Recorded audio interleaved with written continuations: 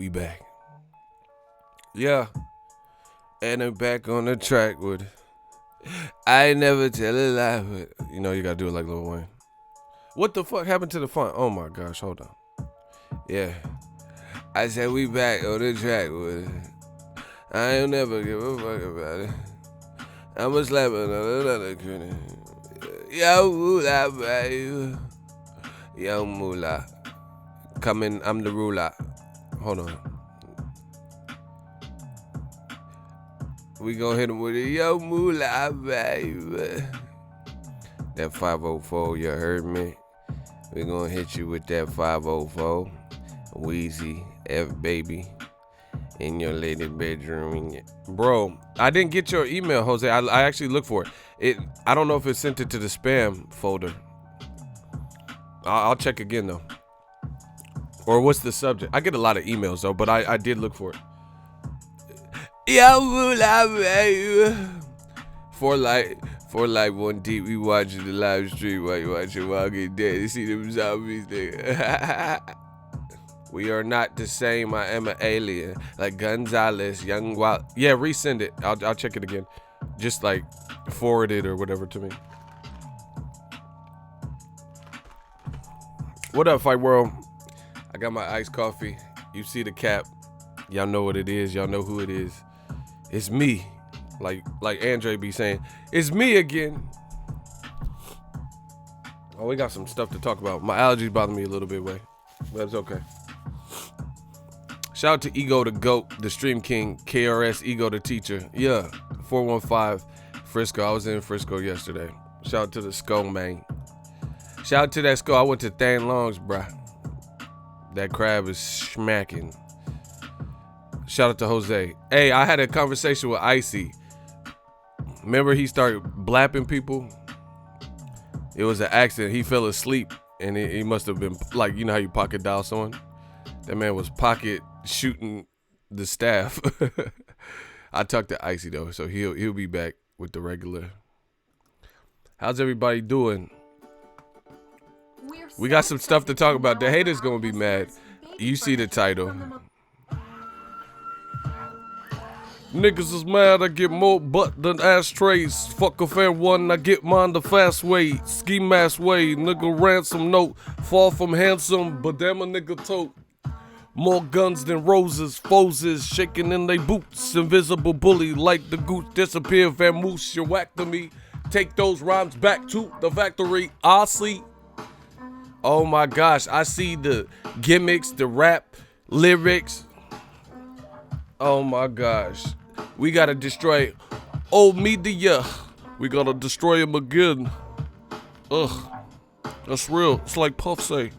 Like when Puff was an intern. Everybody hit the DECK. My slow flow, remarkable. Hey, Biggie's flow was just too smooth. Bro, Biggie's flow is like, bro.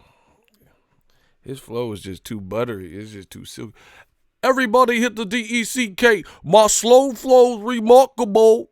Peace to Mateo. He just had that. The way he put the words together. I'll make your mouthpiece obese like Della Reese. That man was killing though. Them freestyle, he made it look so effortless. That man said, I'll make your mouthpiece obese like Della Reese. When I release, you lose teeth like Lil C's. Player, please. Blood fled your dungarees. And that's just the half of my warp path. Laugh now, cry later. I rob greater than any spectator. A player hater. Hey, he was killing, bro. Biggie was flowing. Shout out to my East Coast. Let's do a roll call. I got to put a Biggie beat on. That motherfucker was killing. Hold on. I got it. This is where we going. I love this. This beat is, we got it. We get it strong. You got it going on. Bad boy, baby. It's P. Diddy. I just did a deal with Ciroc. Take that. Let's do the roll call. City, state, zip. Fuck old media. Patterson, New Jersey. Who shot ya? Separate the reek from the opsa. Leap hard to creep them boxing streets. Shout out to DeSoto. And if you don't know, now you know though. We take photos, flash just like a promo. 704. Charlotte, Pasadena, Baltimore in the building. Mississippi, Westchester, 323. Y'all going fast. 415 to Sco. Southside, the realest. Yeah. Shout out to that Texas shit. North Richmond. Shout out to North Richmond, 510. I was in Richmond. Shout out to Richmond, Puno, Oakland, San Francisco, The Flat, 707, Vallejo. Y'all know what it is. Yay area, New York, Harlem, stand up. 773, Chicago. Astoria, Queens. We some kings and queens, 718. Shy City, 606-20202. DC in the building. Shout out to DMV, 404. Atlanta. Shout out to Phoenix. And I mean this, Arizona, 602. We the meanest, we the cleanest. Let's get it. Ego, I caught you right after work. Camden, Jersey. Shout out to Brick City, man. Chicago, Garfield Park Boxing. Fuck old media. Fuck the old media. Come on, Ego, how you skip my city? Oh, I'm sorry. CPT. A big shout out to CPT Hub City. That's Compton in the house. Some of y'all know about Bompton, depending on what you claim. Shout out to Park Slope, Brooklyn. Brook Num in the building, 757. Shout out to VA in Texas. We reckless. Shout out to Berkeley. Oh my gosh. Zachary's Pizza in Berkeley. I'm coming for you, sweetie. Hey, Zachary. They also got a, what's the cardboard box, straw box? They got a pizza. They make a new pizza every day. I'm coming for that pizza in Berkeley, man. Bay shit. 206 in Seattle. Los Santos, 100. Yeah, I see y'all Compton. Grove Street. Let's get it. Groove Street. Man, we Groove Street and we groove on these beats. The weak of the strong, you got it going on. There's several different levels. The devil worship and horses' heads, human sacrifices, cannibalism, candles and exorcism, animals having sex with them, camels, mammals, and rabbits, but I don't get into that. I kick the habit. I just beat you to death with weapons and eat through the Eminem was killing this.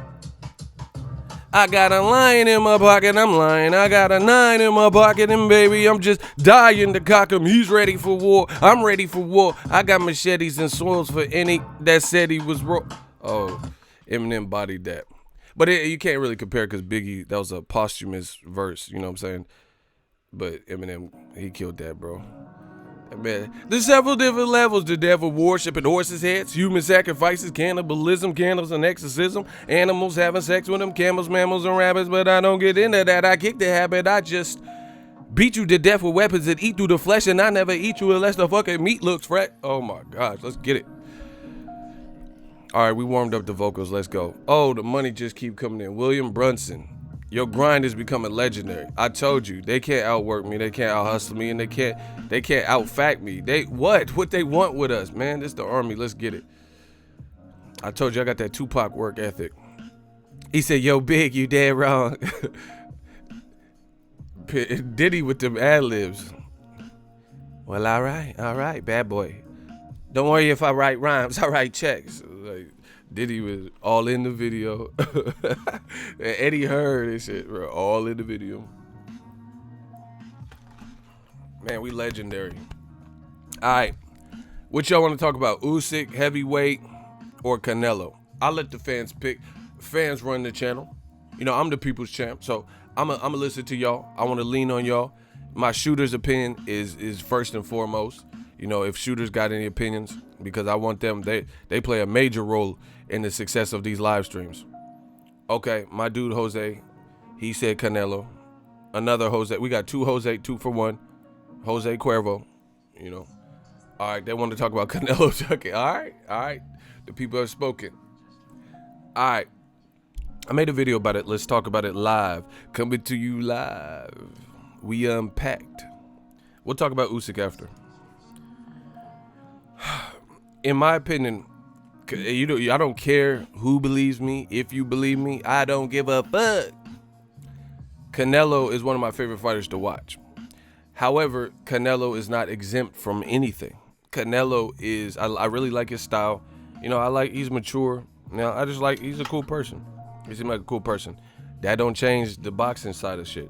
So Canelo, see, a lot of people in this game, they're man fans. They fall in love and they have this affinity for fighters to the point where they can't even have any constructive criticism. They'll never go against that. You know, it's like some gang shit. If you a blood, you can't be a Crip. If you a Crip, you can't be a blood. But I don't play that game, bro. I don't care. I like fighting. I like boxing. That's it. I like the fighter. You know what I'm saying? I don't really do all that. I'm not no like groupie. Bro, like people like, oh, you're protecting Deontay Wilder, all this stupid shit, bro. What are you talking about? When I was a little kid, I seen some of my favorite fighters get knocked out. There ain't no protection to it. If you could handle that when you were a little kid watching, you know, Roy Jones get knocked out and Mike Tyson get knocked out, then it numbs you to it. So there ain't no fucking protecting anybody. But speaking of protection, that's what old media really tries to do. See, one thing you guys will know about this life is people project a lot more than you think. People blame you and accuse you of this, like Donald Trump. Oh my gosh. Anyway, he'll blame and accuse Hillary of this and collusion and corruption and shit. And he the one doing shit. He the one speaking with Russia, Ukraine, and all that. Stop. But people do that on an everyday, you know, person-to-person level too. The shit they accuse, oh, you're a racist, ego. And then they be with their friends calling black fighters monkeys and shit, bro. Stop. New media, we too advanced for that. You're not gonna throw that on me. Like, I had some honest opinion and commentary for Usyk. Some people came out, oh, yeah, you hate Ukrainian fighters. You hate Eastern European. You stupid, you dumb motherfucker, you. I just gave props to a Ukrainian fighter just the week before in Sergey Deryevchenko because I thought he beat Golovkin ass and he got robbed of the victory. He from the Ukraine too. But these people, this is what happens when you owe media. When you owe media, you don't put stuff into perspective. How you gonna say anything about me and, you know, try to make it about something that is not? And then just last week, I was just giving major props and offended that a Ukrainian fighter, Sergey, just literally a week before Usyk even fought, I was upset because I thought the Ukrainian fighter definitely did his thing and was robbed of the opportunity to live as a champion. They can't fuck with me. You know that. I told you, I'm like Floyd Mayweather with this shit. This shit easy work. They try to make it about something that it ain't.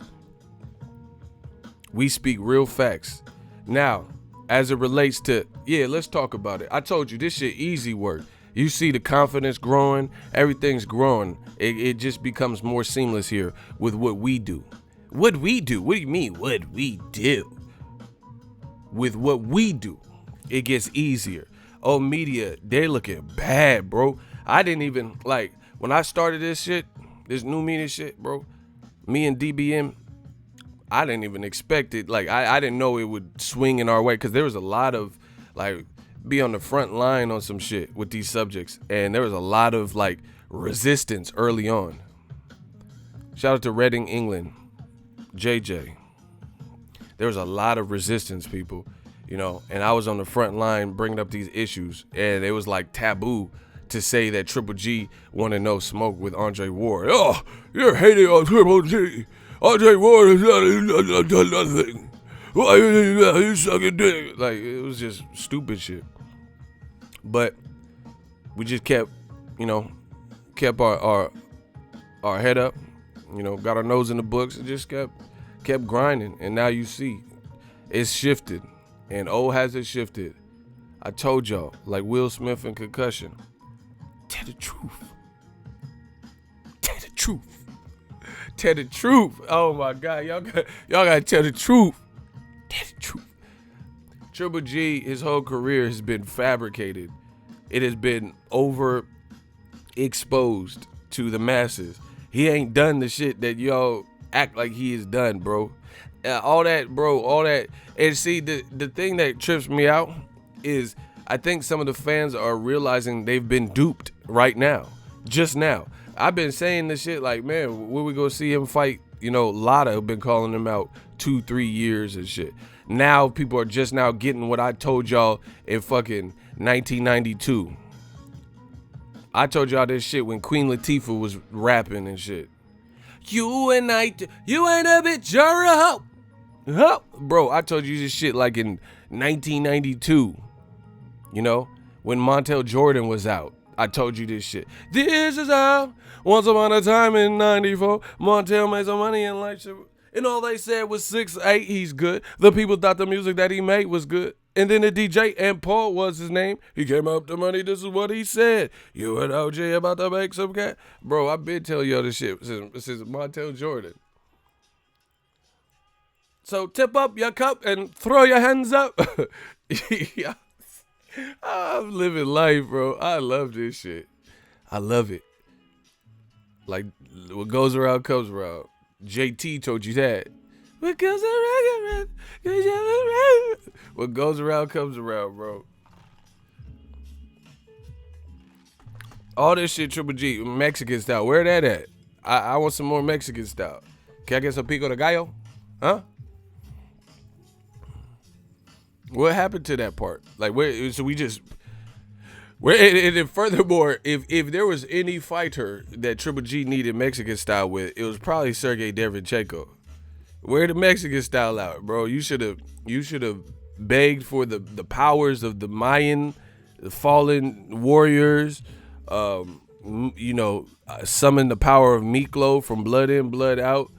Yeah, tortilla. It's me, Miklo. Popeye from Blood In, Blood Out. Like Edward James, almost Danny Trejo, somebody.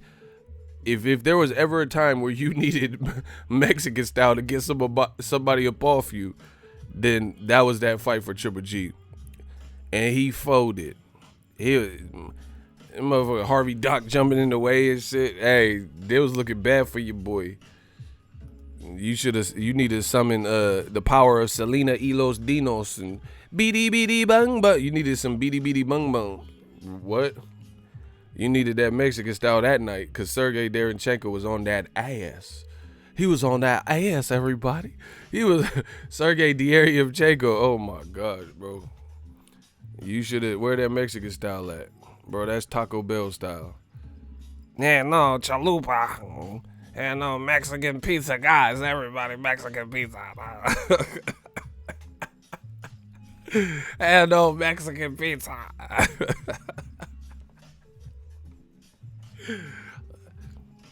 And no nacho fries. Not nacho fries. Like, all right, bro. You needed that, bro. You had that Taco Bell style, bro. It was a Taco Bell. Yeah, have no gordita. Crunchwrap Supreme. Bro, what? Derevyanchenko on that ass. Derevyanchenko was on that. Derevyanchenko was texting that ass, you say, bro. Uncle Sam. He was Uncle Sam, bro. Triple G came with that Taco Bell style. Yeah, no, nigga style. That Jonathan Banks nigga style. Like, bro, hey, that shit was not, whatever you was doing, blood, was not working. Hey, Jonathan Banks, hey, Derevyanchenko was banking on your fighter, bro. He was taking them debits out your fighter. I got bars, bro. Jonathan Banks, bro. Derevyanchenko, he was banking on your fight. Oh shit. He was taking them debits out your fighter. He was taking them deduction, bro. Your man was out there overdraft. He need overdraft protection. Banks, your boy couldn't get some. He need that overdraft protection, bro. He over the limit. It's over for y'all. Yeah, he was getting banked all right. That motherfucker debit swipe. Yeah, Derevyanchenko put that PIN number in and access the cash, bro. Derevyanchenko was with the shits. Shout out to the homie Derevyanchenko, bro. Hey, Al Heyman need to stop sending these. Al, stop doing this, bro. This is not even fair anymore. I mean, I don't know you. I've never talked to Al. I heard his voice one time, though. I'm not going to tell you how, but I was with a fighter, and then they called him on speakerphone. That motherfucker got a deep-ass voice, bro. I thought my voice was, like, kind of sexy and shit. I thought my shit was doing something. I talked to the lady. Yeah, okay, yeah, I'm Boxingego, huh? Mm-hmm. Yeah, I was wondering if I could get your number. But that motherfucker Al Heyman got a deep-ass voice, bro. That motherfucker sound like Mufasa and shit from Lion King. Simba, you mustn't go into the Pride Land. Everything the light touches. I was like, oh shit, who the fuck is this? Darth Vader sounding nigga, bro. Who is this? Al Heyman, that shit scared me. You know, you get startled a little bit, pee come out. Cause I didn't know it. I don't know. Just based on, cause they got like 3 pictures of Al. They got one like that, one with him and Mayweather and Berto, and they got this other one where he looked. So I didn't expect the voice. You know what I'm saying? I didn't expect his voice to be like that, motherfucker. He got that Mufasa shit. Simba, you mustn't go to the. Let them wait.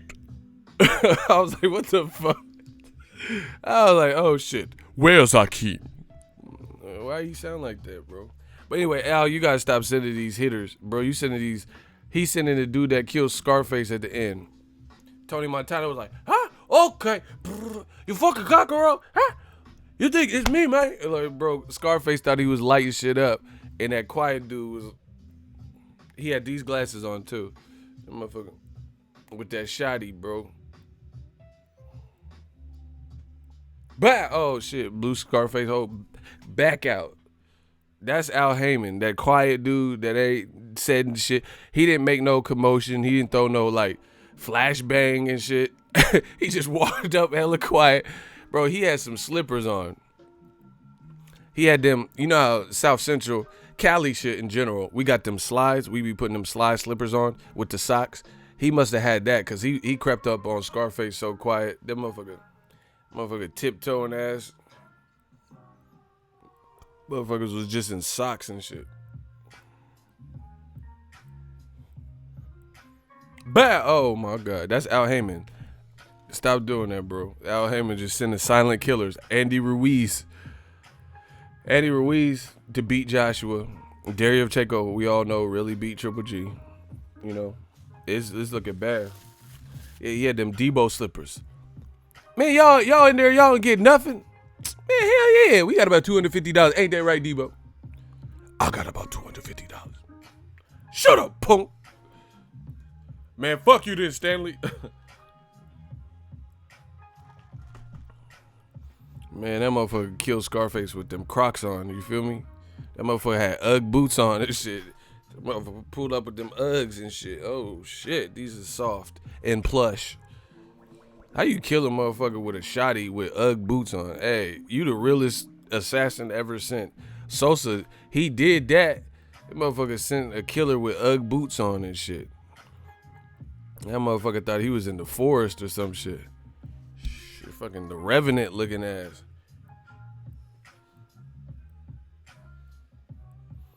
Bro, he had them Skechers shape-ups on or some shit. That shit was quiet than a bitch.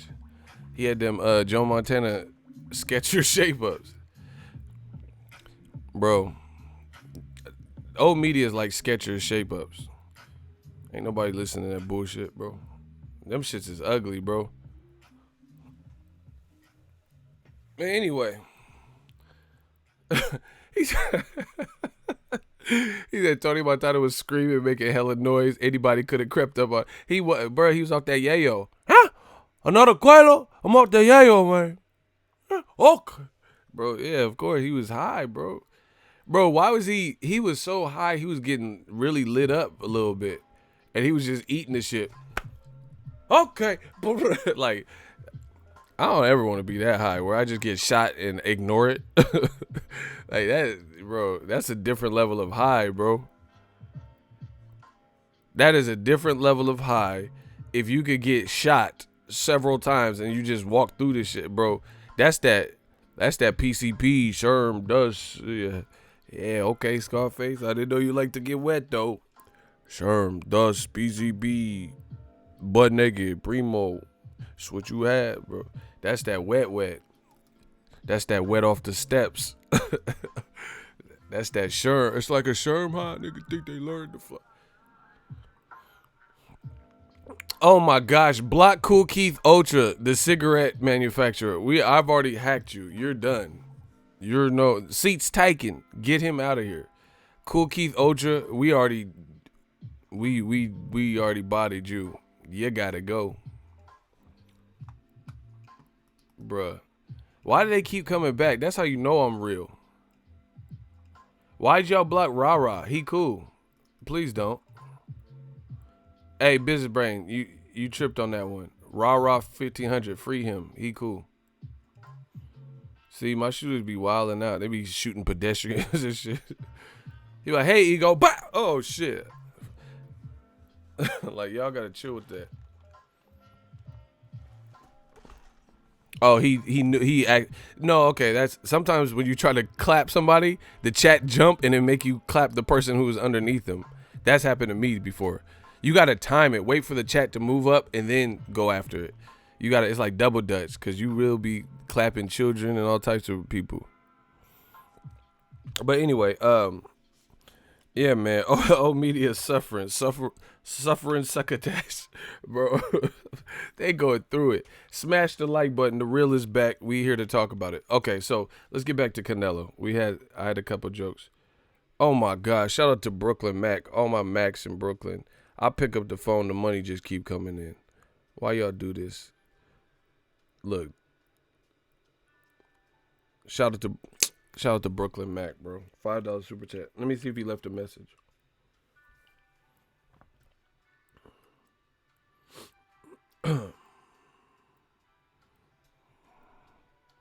You can't unhide the person you clapped. Well, you probably put him in timeout, so that means he'll come back.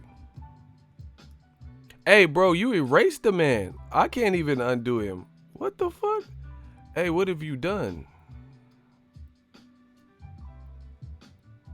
Oh, I did it. Oh, I was about to say, this man just erased him from the planet.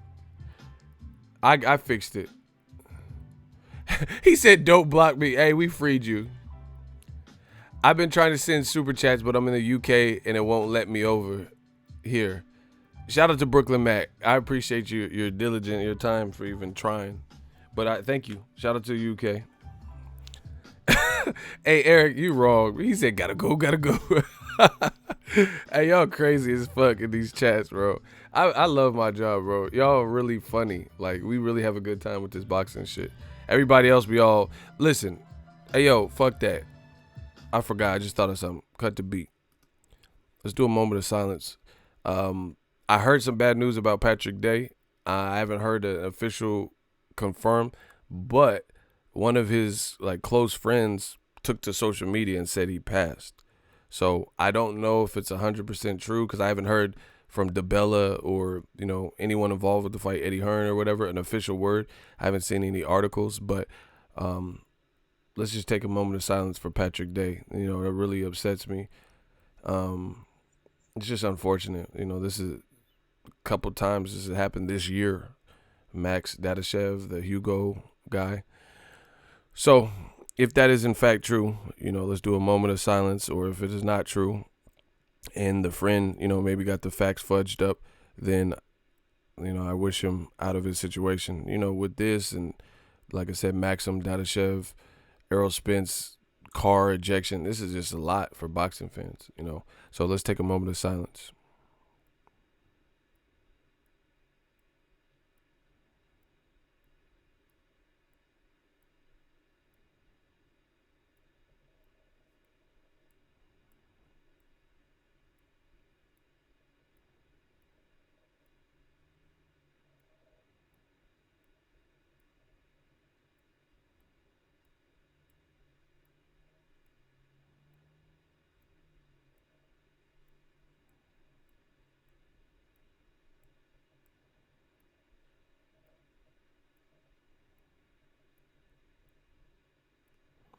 All right. Amen. Man, yeah, this is heavy, bro. This boxing shit is brutal. Boxing shit is brutal. But shout out to everybody that participated, took the time out to send condolences and, you know, pause with me. I hate hearing shit like that, bro. Because, like, we go back and forth and talk about this boxing shit, but I don't want to see nobody's separated from their family or this earth. You know, it ain't that serious. You know, so, and like, if you make light of these situations, Errol Spence, car accident, and Patrick Day or Maxim Dadashev and all that, you're getting blocked. I don't tolerate that. We joke about other shit, but that's not one thing we play with. You know, we gotta have some fucking humanity. You know, people be making jokes. Oh, I guess, you know, so-and-so would die or get hurt and possibly crippled. And oh, I guess he's ducking, huh? It's not the time for that.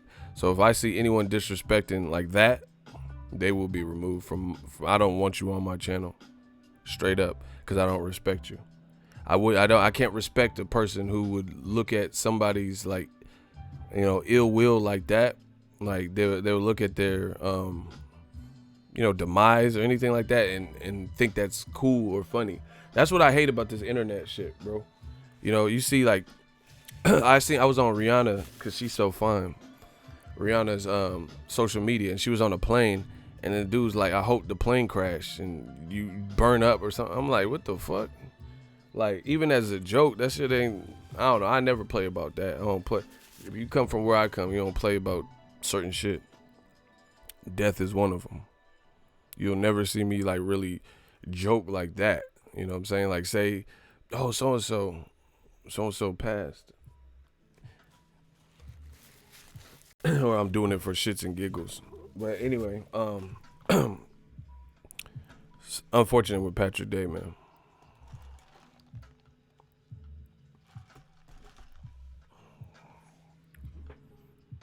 Shout out to Eric.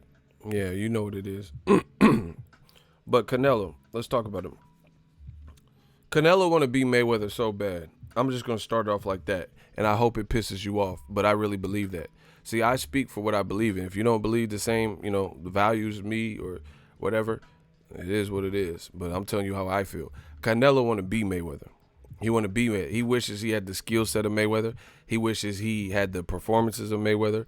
He admires his style. He's not going to admit it, you know, because there's a lot of like machista and all this shit, like pride and, you know, Mexican pride and shit like that. He's not going to give him that, especially a guy that beat him like that. So he's not going to give him that. But you looked at it. Look at Canelo. He got better after the Mayweather loss and shit. But the thing is, the part that bothers me is people try to make Canelo's the biggest star in boxing. That's cool. He can have that. We can give him that. That's cool. But it's no comparison to a different era and a person like Mayweather. You haven't done Mayweather type performances. You haven't done what Mayweather's done. You haven't had Mayweather's exact resume. You know, things played out for you different. Floyd Mayweather has several million-plus pay-per-views. De La Hoya, Mosley, Ricky Hatton, obviously Pacquiao, obviously Conor McGregor, Canelo. That's 6 right there off the top of the dome, you know, off the top of the dome where he did 1 million. And then he's done like, you know, Zab Judas and Arturo Gatti, just legendary performances and shit, you know. And I feel like people were so quick to usher Floyd out because he was so good, and he's a black man in America making his own way, doing things his own way, and kind of being in a position of power, and that doesn't suit a lot of people. You know, a lot of people don't like that. They envy that. They just want to see you lose, especially his demeanor, you know, cocky or whatever, talking about how, yeah, motherfucker, okay, I eat what I want. I go to McDonald's, I eat Taco Bell, so what? I drink soda. You know, they're like, oh shit, he got to go, you know. Not only they do not like outspoken black men in America. That goes without saying. Look through history. This ain't no recent shit. They don't like, you know, they don't like that. Like, just look at Emmett Till. You know, they said he whistled at, you know, at a white woman or whatever. They killed him. You know, Jack Johnson. This goes through history. So anyway, just a quick, very brief history lesson. He talked the shit, backed it up, and made money at everybody else's expense. Like, you paid to see him lose, or some people, not everybody, but some people paid to see him lose and never got that satisfaction. That's why they kept saying, oh, Triple G, he needs to fight Triple G at 160. Man, Triple G need to fight fucking Charlo at 160. You know? But anyway, they were so quick to push Floyd out because they couldn't beat him. So they're, you know, the domestic violence, they wanted anything. They wanted him to be in jail for 10 years, anything. But he triumphed over all that type of stuff. Anyway, Oscar De La Hoya, particularly, he was writing letters. It said, "Dear Floyd, boxing's so much better without you. We hate you. You're boring. There's so many other great guys. Blah, blah, blah." This is Oscar spent the time. And see, like, to me, that was sucker shit. I don't condone sucker shit. To me, that's weak. If you have a problem with someone that you can get in touch with and you have their phone number, That's weird to even take that. So it's like starving, craving attention and shit.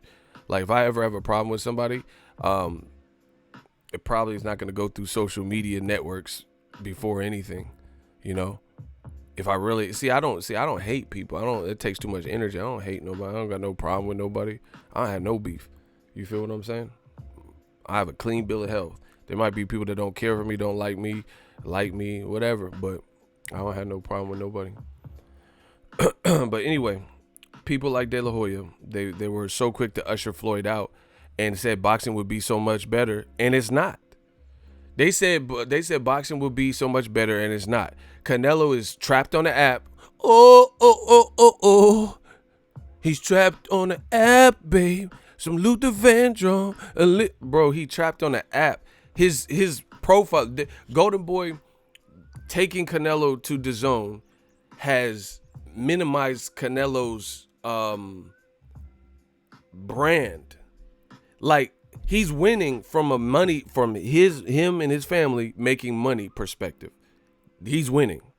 That deal benefits Canelo for sure. You know, the amount of money he's alleged to get, he winning. But is boxing winning? You've taken Canelo, who was pay-per-view worthy, and given him a cop-out to not have to put on the biggest events and to get paid handsomely regardless. And I told you this was a potential problem. Bro, you're a fighter.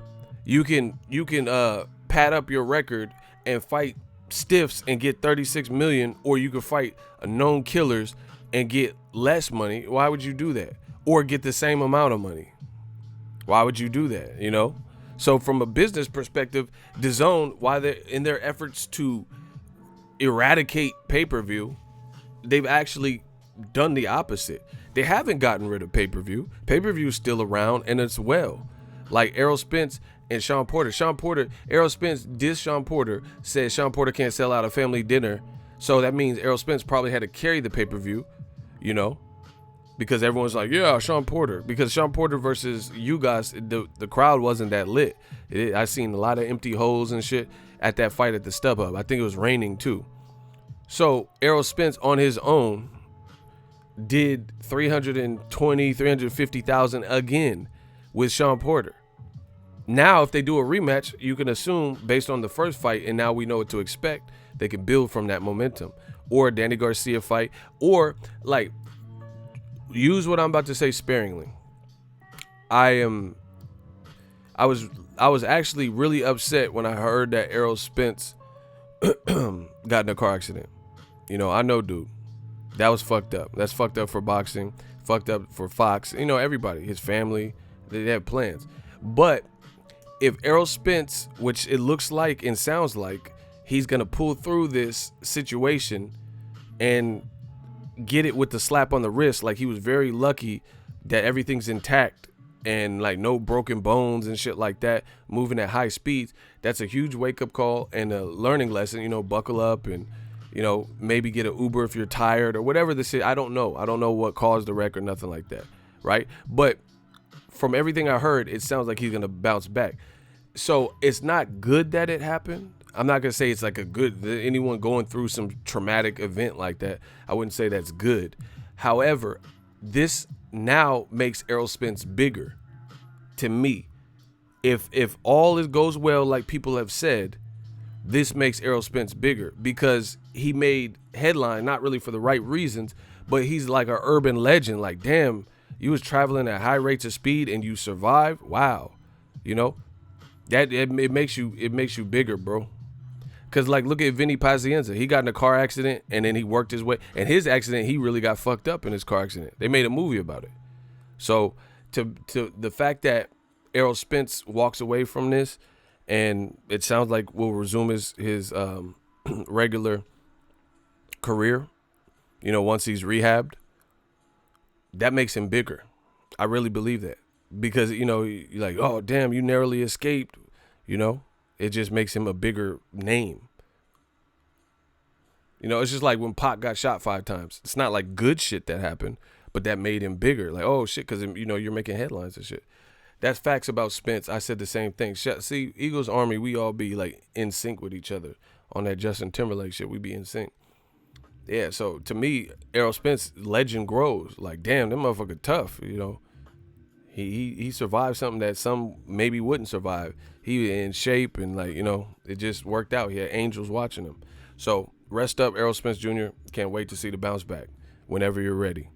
So in essence, DAZN trapped fighters, good fighters, on an app, claim to kill pay-per-view, or they planned on it, and it's not working that way. And what they've inadvertently done, in my opinion, DAZN, what they've inadvertently done is open a pathway for other people to actually steal the shine and become pay-per-view stars. That's fucked up. Like, okay, before you would have, okay, look at it like this. People don't, man, I put shit in perspective that nobody even talks about. Canelo used to fight 2 times a year on HBO, roughly, on pay-per-view for both of them, for the most part. There's a couple fights, James Kirkland or something, that they would randomly throw you, and that was just because it was coming off the heels of Mayweather Pacquiao. But for the most part, Amir Khan and Liam Smith, HBO pay-per-view. You know, Edeslandi Lara and Gulo, HBO pay-per-view. Or I think one might have been Showtime, whatever. But he's fighting on pay-per-view.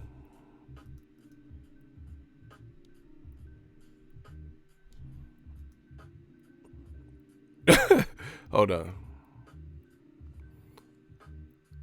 Bro, they so desperate. That's funny. I gotta keep this, bro. Somebody made a fake DAZN profile. They made a fake profile. It says, keep talking down on DAZN and we will send a copyright strike. First things first, that's not how that works. You can't send a copyright strike for talking. How you gonna copyright my speech? Bro, these dudes are fucking idiots. Do you see this? Second of all, YouTube affords the people the opportunity to click on the page to see if it's a real page. All you have to do is click, see if it's the verified DAZN account. Plus, it should have a DAZN check mark. So we knew that wasn't a real DAZN account. Bro, how you gonna copyright my bedroom? How you gonna copyright my talking? You see, these dudes are fucking stupid, bro. I told you. If this is not a sign that old media is dead and that they are hurting inside, I don't know what to tell you. What you gonna copyright my ego hat? This is everything here is me. keep it up, bud. Come on, pal. I'm gonna send you a copyright for what? I bought everything here. This mic, this is my voice, this is my hat, these are my glass. What does DAZN own that prohibits me from talking boxing? Stop. Plus, I've been on YouTube too long, bro. If it was that easy, them motherfuckers would have done something before. Stop. He said, "Better stop, ego. They're gonna copyright your breathing pattern, bro." They don't even think about what they're gonna say. That's how I know That's how I know we win it. But I don't want to give that too much more attention. But that was some stupid ass shit. That was funny. He said, "I'm a copyright for what? What are you gonna copyright? What have I used or borrowed? I'm not showing footage or fight highlight. You don't even know what a copyright means." He gonna copyright this shirt? Look. You gonna copyright that? That iron mic though? You gonna copyright that iron mic? I'm so ecstatic. I'm happy. He was crying in there. He was making little feminine women just noises like I don't know how to do it. Bro, what you gonna copyright? Cause I got an iron mic, bro. What? That's what you gonna copyright? Oh my gosh. Lennox, I'm coming for you, sweetie. How dare you speak to me like that? You should kneel before me. Bro, I run YouTube. What are you talking about? This is Boxingego. I've been doing this for years, bro. I've been out here before DAZN was even thought of. What the fuck? Oh my gosh. What was you talking about? I've been out here longer than DAZN. out the mud with no $1 billion either.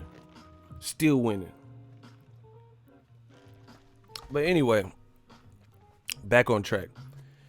What Canelo has done, or DAZN has done, is they have taken Canelo off of the pay-per-view scheme or model, the pay-per-view business model, and it's freed up a path for other people. Because before, if Canelo was fighting, he would probably fight Mexican dates, May and September. So that's 2 pay-per-views that Errol Spence and Deontay Wilder and whoever else would have to compete with. So companies like Fox and Showtime and even ESPN, they would have to be considerate of the fact that, hey, Canelo already made 2 fights that were on pay-per-view. So do we want to oversaturate the market? So they basically, in essence, what DAZN did in their effort to kill pay-per-view, they actually made it easier to generate new pay-per-view stars. They put since DAZN has been out, they put every fucking Errol Spence fight on pay-per-view. Every fight. Mikey, Sean Porter, and his next fight was to be on pay-per-view with Danny Garcia. So you said you were going to kill, but you actually made it easier because that's 2 less pay-per-views. Or actually, now you add Golovkin. Golovkin fought Jacobs on pay-per-view and Lemieux on pay-per-view. So that would be a potential 4 other pay-per-views that HBO threw out. Not to mention Andre Ward and Kovalev, shit like that. HBO is no longer in the business. So you're looking at a potential 4+ pay-per-views that Showtime, that Fox, that UFC, and ESPN don't have to compete with. And you're coming out of pocket. That's why I'm saying this business model is weird. You're coming out of pocket for all of this. You get what I'm saying? You're coming out of pocket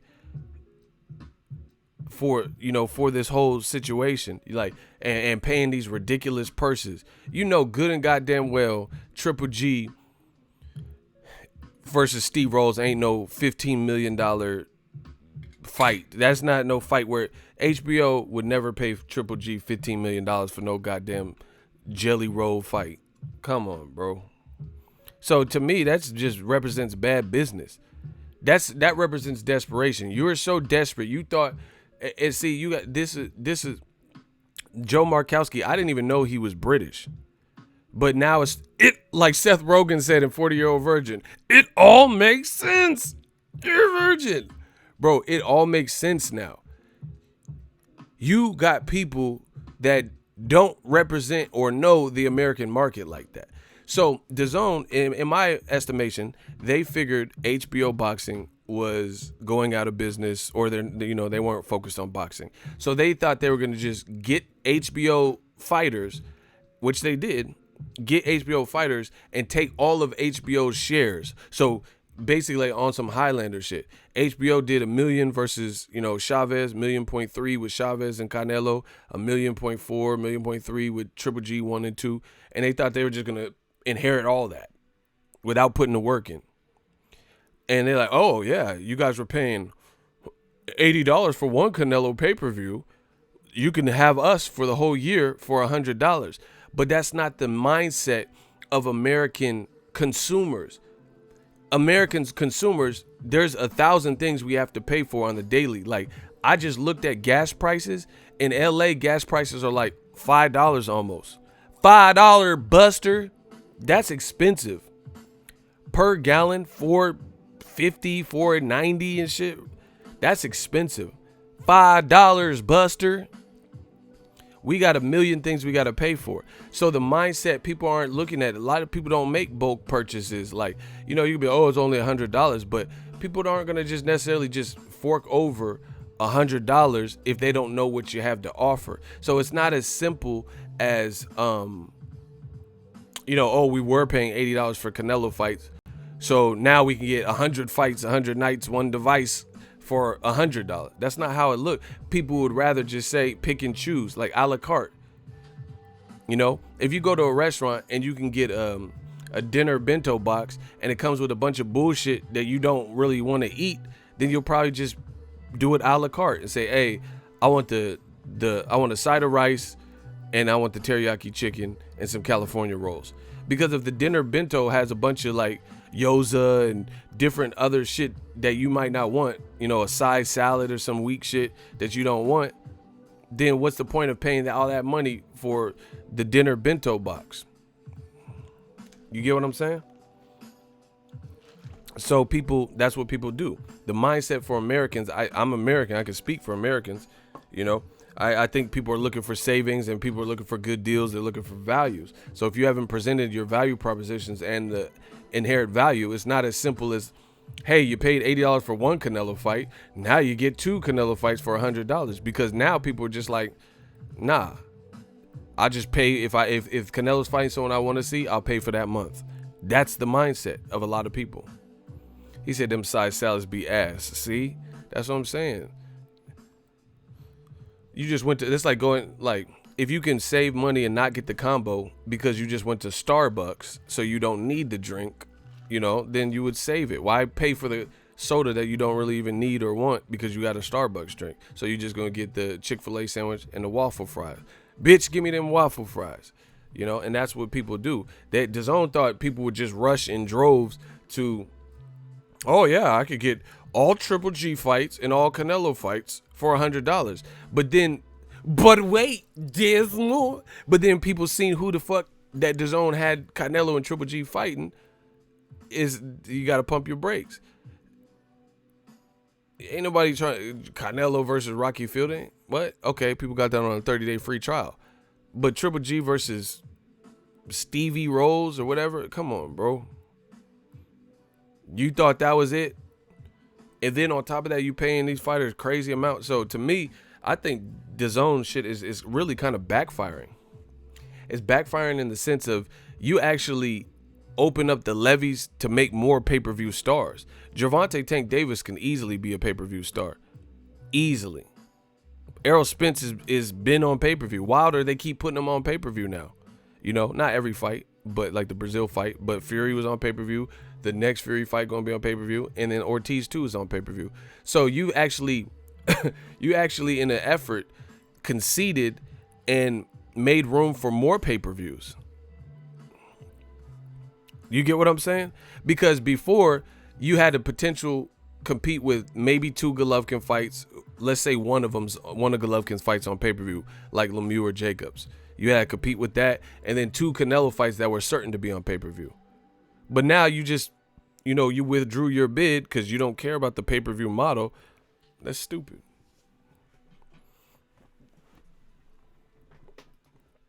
So to me, you just open up the floodgates to make more pay-per-view stars without you. And listen, I would hate to be the only, like, let's say, like, we'll take it back to school, like grade school. I would hate to be the only, okay, everybody else got brand name shoes in your class. Nikes, Adidas, maybe some Reeboks too, right? And you the motherfucker, the one kid in a class of 30, you the one kid that your parents couldn't afford it or didn't choose to spend on the brand name shoes, and you got the pro Keds on. You got them Shaq shoes on. Then you the odd man out. That's DAZN. DAZN is the one with the pro Keds. DAZN is the one with the Dr. Scholl's orthopedic shoes on. You know, the one for like when you can't even tie the laces. You can't even tie the laces. It just has Velcro and shit because you too stupid to tie laces. So they just got to put Velcro on your shoes for your dumbass. And the reason I use that analogy is because DAZN is the only one screaming pay-per-view is dead. UFC ain't. Fox ain't. Showtime ain't. And neither is ESPN. So so it's four big entities versus a new platform, and only one person is screaming. So again, DAZN is the odd man out, the black sheep, the one with the Shaq shoes, with the P. Miller joints. This shit'll get uglier than a Masterpiece sneaker. I ride with the heater. The shit'll get uglier than a Masterpiece sneaker. Bro, shout out to Banks. I'm at the Rucker, blowing the trees up like Usher. I'm burning them trees up like Usher, bro. Hey, shout out to Lloyd Banks, bro. Ride with a diva, ride with a heater. The shit'll get uglier than a masterpiece sneaker. Bro, you got the masterpiece sneakers on. The smoother the germ might touch you. I'm at the Rucker, burning the trees up like Usher. Nah, not the new masterpiece. The money Gucci's or whatever the money I don't know what this shit's called. Those don't look as bad. I'm talking about the original when Master P was like trying to get in the NBA. Classic freestyle. Yeah, Banks killed that. He said, I'm sick, so move in the germ might touch you. I'm at the Rucker, burning the trees up like Usher. Banks was killing him. Oh my God, Banks was killing him old song, bro. Oh my gosh, he was killing them old. I gotta find. There's this one Banks. What was that? I'm trying to think of what the beat was. Hold on, let me hear if this is it. Oh, I think this is it. Banks killed this victory beat.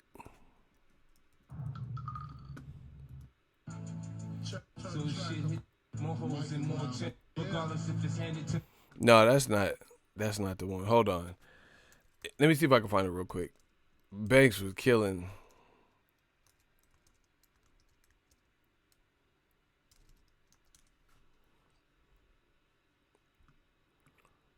Oh, where is that?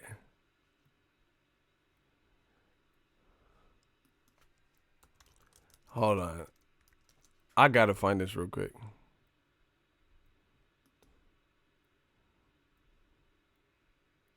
Oh, here it is. I think it is. Hold on.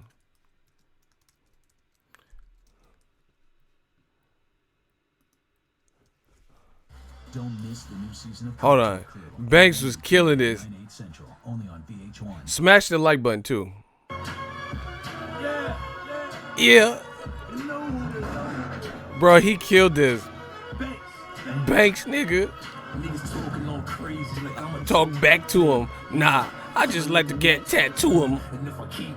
I just black blue him like Azale and P. Miller. Screw him. Rapping to me, I chew him. Mike Vick him, OJ him, Ray Carew him. Oh my God. Part Skitscope.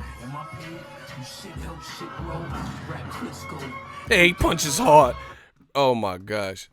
Bro, he said I'm the rap Klitschko. Hey, he punches hard. Hey, he even put the boxing, Banks be on his boxing shit, bro. He said rap Klitschko, and then he punches hard.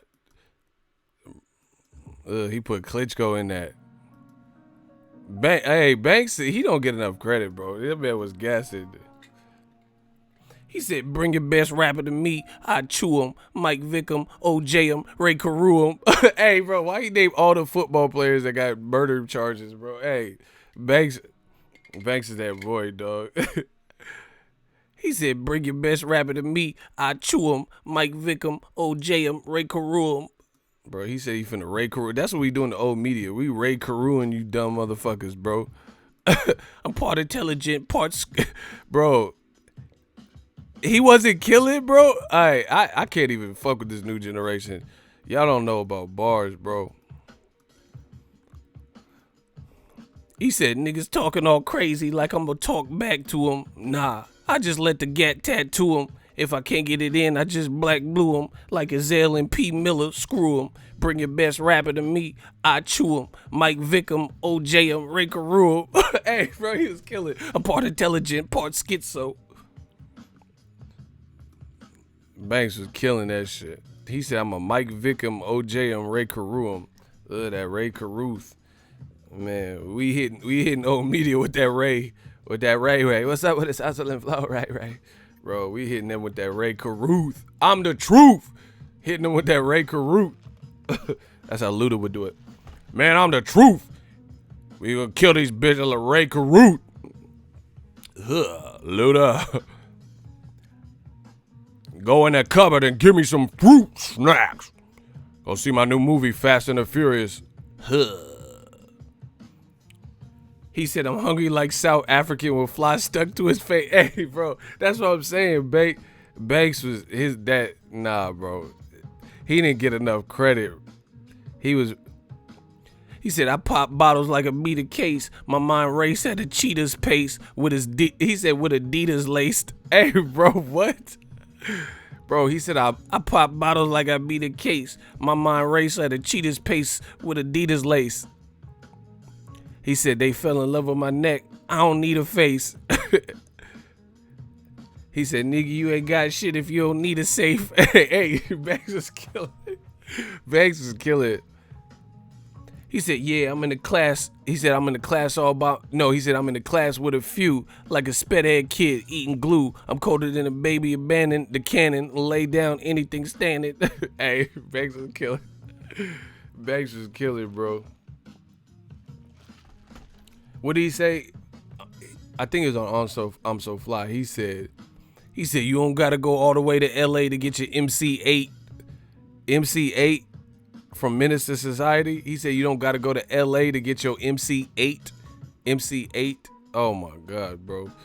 And this was years ago. Banks, nah, bro. Banks had that.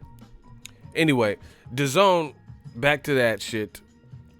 DAZN has ushered in they've basically given the ability for new fighters to become pay-per-view stars. Banks was mixtape artist of the year like 2 or 3 years in a row. Rightfully so, bro. I got a new toy that'll burn a hater and put a red dot in his eye like the fucking Terminator. He said, with a soaked potato, put a patch on your eye like an Oakland Raider. Banks just had their bars, bro. I'm taking it back. Fuck this new music. I be with the bitch in the bush. I be with the stick and the bush. I be with the stick and the bullet. I'm him and the hood. Him and the hummer. Shut the fuck up. These rappers don't even be talking about nothing. And then a lot of these new dudes be looking brittle and shit. Like back in the day, not boxers, but rappers look like they could actually scrap and shit. These new rappers be wearing like Daisy Dukes and purses and shit. What?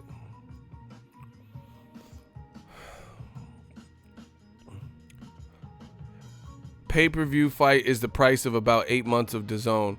Why you hating? Block Ray J. Wait a minute. Boo-doo-doo. It's on and poppin'. The DJ rockin'. Chickies is watching. It's on tonight. Hey, get Ray. I am not arguing with Ray J. Stop. Fucking for the love of Ray J. I am not.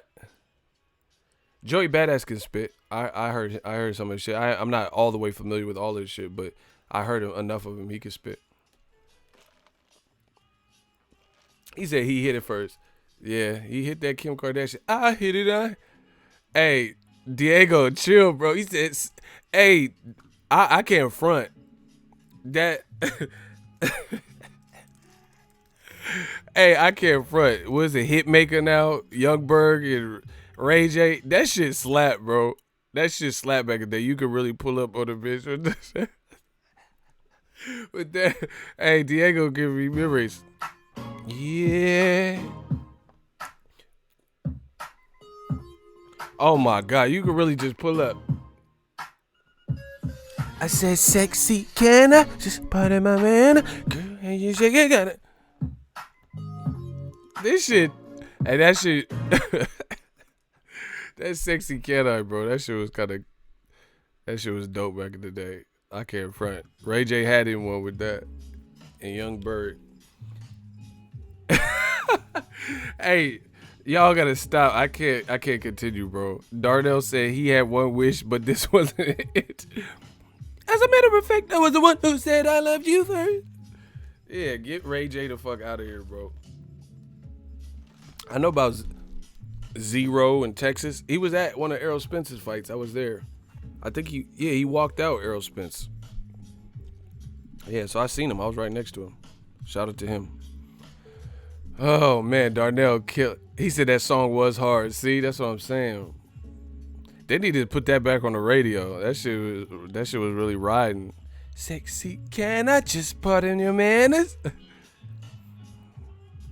So anyway, I think DAZN actually is backfired. Is really opened a wave for new guys to emerge on pay-per-view without having to compete with Canelo. And then meanwhile, Canelo's trapped on the app. He trapped on the app like R. Kelly, bro. He trapped on the app, and his fights are making less. Listen, don't take my word for. See, this is why I'll always be remembered, because I'm speaking from the heart and I'm speaking what's real and what's real to me. You know, these other people, they want to do shit. Okay, we doing it our way.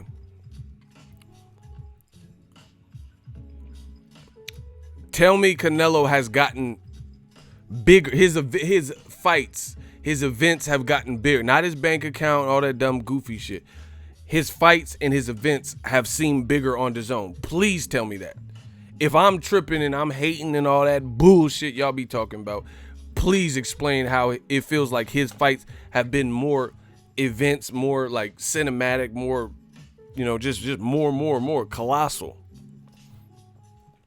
Simple question, eh? Does Canelo's fights, do they feel larger than life now that he's with DAZN? Please let me know. They just did an interview with DAZN execs, and they said, oh, what are your takeaways? You've been in it for a year now. He says, we're learning. That's what his response was. Joe Markowski or whatever. We're learning. That shit don't sound good. We're learning. That's your takeaway, is we're learning? All right. Answer the question. Does Canelo fights, do they feel bigger now that they've been on DAZN? Because they supposed to be killing pay-per-view. Can y'all answer me? Please? Please help me. Please answer me.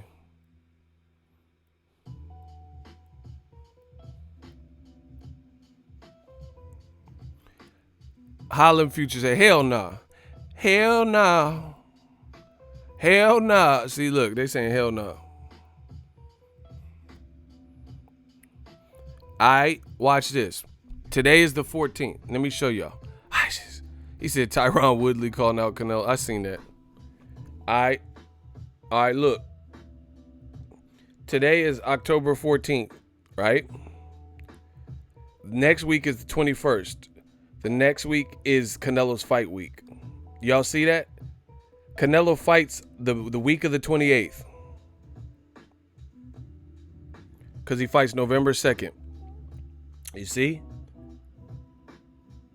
November 2nd is that. November 2nd. Bro, I don't think y'all hear me. Okay. October 14th. Today is Monday. You see the dot, huh? Yeah, y'all can't see the dot. That's what you telling me. You have one more full week. The week of the 21st through the 27th.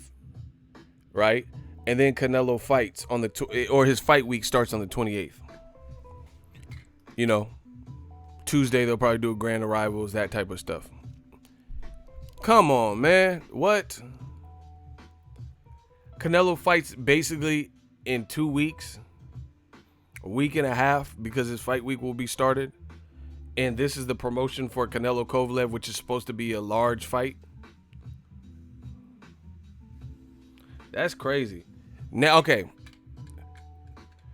What promotion have you seen for Canelo and Kovalev? Like docu-series, a fucking Key to Victory, DAZN exclusive, you know, camp background look, a face-off, Canelo Untamed, like anything like that. Like, what happened? What happened to Meek Mill? Wait a minute, y'all thought I was finished? What happened to the Meek Mill executive produced shit? What happened to Mark Wahlberg executive produced documentary? What happened to LeBron James, Maverick Carter executive produced shit? I only seen one. Where? Where's it? What is it? What is the link? What is it? I ain't seen nothing. I'm being real. What happened to all the Meek Mill was working with AJ and shit? Why isn't Meek Mill not working with Canelo? Wait a minute. Y'all thought I was finished?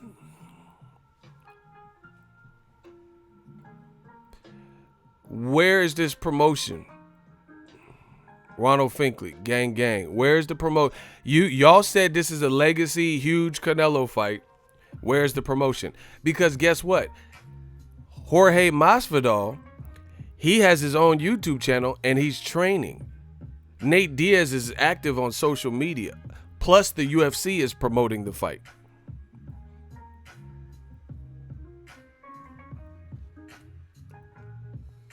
So they fight in the same night, and I've actually seen promotion from him. I seen what's the name, Masvidal on his YouTube channel. He's working on the pads and shit. That fight's on the same day. So you're competing with another major fight, and I haven't seen anything independent or definitely from DAZN. Look, Monster Energy drink promoting this shit. This what you competing with. Look, Masvidal. Monster promoting it. Because they rep the monsters and shit.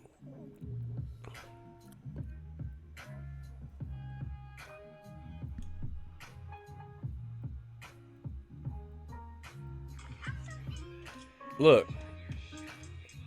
Jorge Masvidal training on his YouTube. Like, he has a well-shot video. Where's the promotion? I ain't seen nothing. I seen some baby clips of Canelo and Ryan Garcia sparring. It was like 2 seconds of nothing. There's no real action shown or nothing. We're not talking about Lomachenko. The other day you said Lima. Who's that? Lima Bean? I'm assuming that's Loma. Doesn't have a good defense. And then my stream stopped. Will you explain that again? There ain't nothing to explain. The motherfucker ain't got no elite level defense. The bottom line is he don't have the worst defense in the game. I'm not saying nothing like that. But at the end of the day, they say his defense like it's impregnable. Like he has this crazy Pernell Whitaker, Mayweather type of defense, and he doesn't. He's there to be hit. Period. Either you have a tight ass defense or you don't. I've seen Terrence Crawford's face look clean as fuck after all of his fights, basically. Don't get credit for his defensive skills, right? Like that. And Lomachenko, I've seen his face marked up, just like Usyk. So I don't think they're...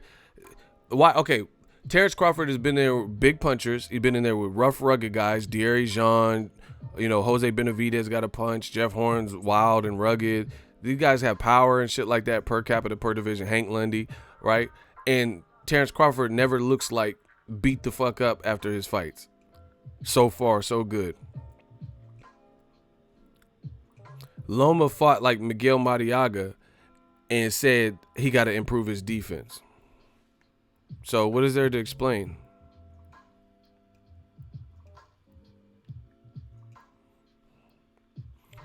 Oh, they mad. Francisco Rios, I've never heard Ego say a good thing about DAZN. Then why you keep watching my channel? If I'm not saying what you want me to say, because that's never going to change. I'm not going to say what you want me to say because it makes you feel better. See, I'm telling y'all, that beta male shit don't work over here. That beta male shit, like, you think you just going to say some shit to knock me off my positioning. That makes me go harder because I know what I'm doing and I'm doing it well. Because if I wasn't doing it well, then people would be able to justify. If you believe Lomachenko has a great defense, let's talk about it. If you believe that DAZN killed pay-per-view, then explain. That's why do they keep doing this to themselves? Here, look. This is Lomachenko. Look at his face, bro. Look at his forehead. Look at his eyes. When you ever see Floyd look like this after any of his fights? When you ever seen Floyd get hit with a silly counter like Jorge Linares dropped him? Come on, bro. That's why he ducking Devin Haney. Facts. Because Devin Haney has the style. He has a great American style. He's youthful. He's coming into his man strength. And the style matchup is going to be different.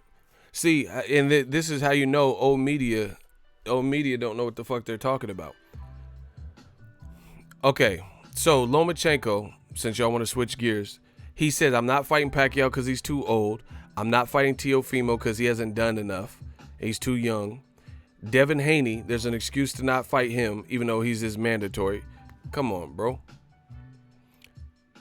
So how you just, Mikey Garcia fight never happened. This is what, bro, I keep showing you the same shit over and over and over again. Terrence Crawford, let the public say he got to fight Errol Spence right now. But there's no pressure for Tank. I mean, not Tank. Loma hasn't fought Tank either. There's no pressure for Lomachenko to fight any of those guys.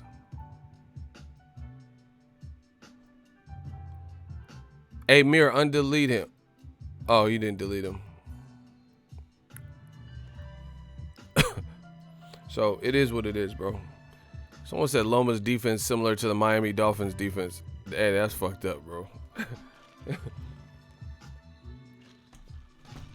And you see how there's a convenience path out for fighters with the complexion for the protection to never have to pursue that until we have to like beg and kick and scream and protest and pressure, and then finally the fight might happen.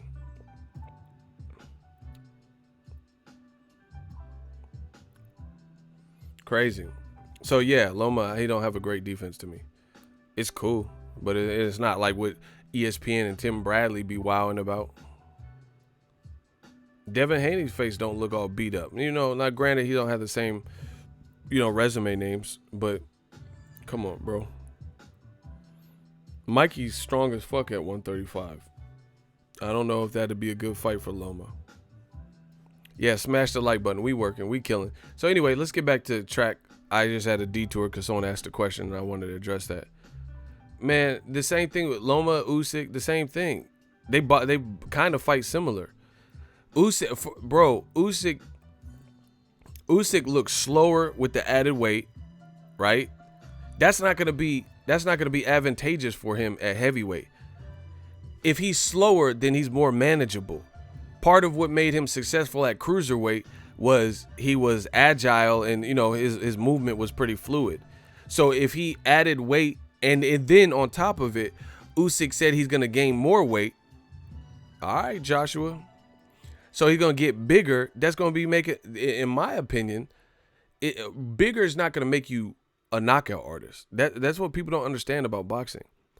You can add pounds. That's not going to make you a Wilder type puncher. But what it can do is have adverse effects and make you slower. Because first of all, Usyk at 215, you're not even having to make a weight. That's what your body came in as. So it's not like he had to cut weight. If anything, he bulked up. So you bulking up more, what is that really doing for you? You think you're going to be way stronger? And you have to understand, when you compromise your frame and bulk up too much, that's not necessarily good for your body. And it's different. Okay, here's a way to put it. Bulking up to do a pose down for Mr. Olympia, nobody's trying to kill you and put you in a bag and hurt you, right? So that's different. You can bulk up for those reasons. Like you look at those bodybuilding competitions and stuff, the people bulk up and get huge and roided and all that shit, but they're not having to get on a treadmill and sprint for 10 minutes. They don't have to do nothing like that. All they're doing is posing and flexing and shit like that. Boxing's different. That's why your body type doesn't matter so much, because you getting bigger is not going to be the difference maker. So Usyk can keep bulking up, but I don't see how that's going to benefit him. I don't see how that benefits him, because part of his bag at cruiserweight was speed, the footwork. I think added weight probably slow him down, and then you run the risk of second half of fights. It took you 7 rounds to get Chaz Witherspoon to his team to say he's too tired to continue. 7 rounds. Imagine how you're going to feel against someone who hits you harder, like Ruiz, Wilder, Dillian White, Luis Ortiz. That's a different. Chaz Witherspoon wasn't even really like mad aggressive like that. So how are you going to feel in the second half of fights with more weight? I don't see that as beneficial. Beyond that, it's a different ballgame at heavyweight. One punch can definitely change everything, especially for a fighter who just moved up. Wilder has the type of concussive power. You can block it, you're going to feel it. You can have a high guard, he'll punch through that shit. He can punch through your guard. I've seen it. He did it to Bermane Stiverne. Trust me. Bermane Stiverne is big. He a big dude. He like 6'3", big ass head, and he big, big Haitian dude. He's big. His hands look fucking big, bro. I've interviewed Bermane Stiverne, talked to him, stood next to him. He a big dude, bro. Like, he's tall. Like, if I'm tall, so I was taller than him, but the average person ain't gonna be taller than Bermane Stiverne. And definitely in terms of like thickness and like this build, he's a big dude, bro. It's just what it is. Wilder punched through his guard like it wasn't shit. So I can't wait for 2020. Let's bring it on. My vision 2020. I see right through all this shit. They use Wilder's name to clout chase. They start talking about Wilder's the easy fight, the week of the fight. How convenient. We haven't seen this trick before. And then as soon as he takes 7 rounds to not even knock out, like he knocked him out, technically, the guy couldn't continue. But now that he looked how he did, you don't see people saying nothing about Wilder anymore. These dudes is fake, bro. These old media motherfuckers and fans, they are fake. I keep telling you. They use Wilder to clout chase. They did all. See, they don't respect boxing, so I don't respect them. This is my sport, bro. I don't respect that goofy shit. I told you, they keep sleeping on Wilder, what he does right, to constantly talk about what they think he does wrong. And guess what? If you actually knew boxing, what Wilder does wrong is actually precisely what makes him harder to fucking beat. If Wilder was a textbook guy and just came out, he might be beatable. But his X factor is what he does wrong or awkward. But these dudes are so in their feelings and stupid that they don't understand that. They don't understand the windmill, Wilder, and all that shit. That's what bro, you go play under a windmill. Get on the ladder and play on the windmill and see what the fuck happens. You're going to get chopped up. You talking about windmill? They say the stupid recycled shit. It's like trying to grab something and a lawnmower blade is like, you flip the lawnmower over and the blade's like da da da da da da da da da. All right, so you stand in the way of that. You drop your AirPods and then try to get it while the lawnmower blade is going like da da da da da da da da da, and try to pick up your AirPods through that shit. Wilder is fast. He's explosive. He hits like a motherfucker, which we've heard from everybody. So would you guys keep talking about windmill, Wilder, all this bullshit, and he's too wild and not technical? You're fake. You're fake. You don't know what the fuck you're talking about. And this is the racism in boxing and stuff that we see. And let me explain. Floyd Mayweather is the most technically gifted fighter that we've seen. Period. They hated him for it. Oh, this is boring. What a runner. I'm sick of these boring runners. Okay, Wilder's not doing everything by the book. He's not uber technical, but he still can box better than a lot of people think. But he's destroying people and decapitating people and telling you that he wants to catch a body, right? They hate that too.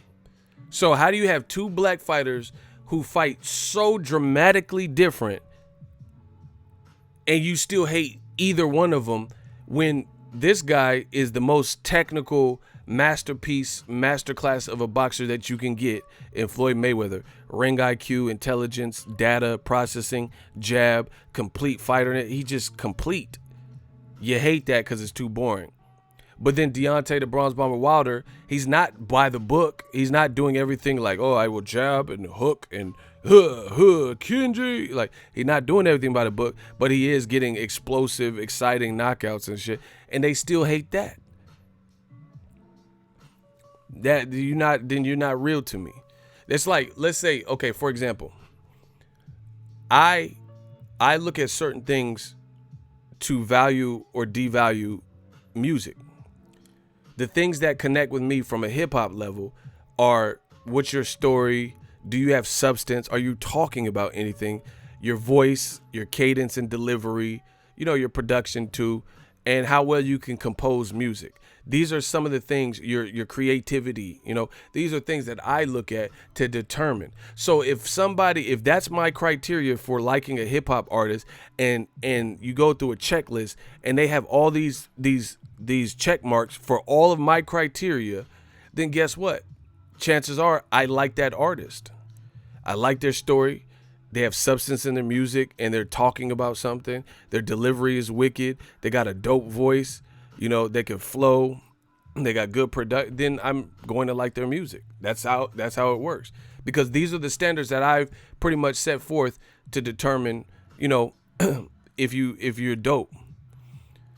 So if you hear an artist like, you know, those are your criteria. You hear Jadakiss and you hate him, and then you hate Lloyd Banks and Joe Buttons and Kendrick Lamar and J. Cole and Biggie, like that. These dudes are fulfilling what you said were your needs as a hip hop fan. You know, Ice Cube. How you don't like Ice Cube?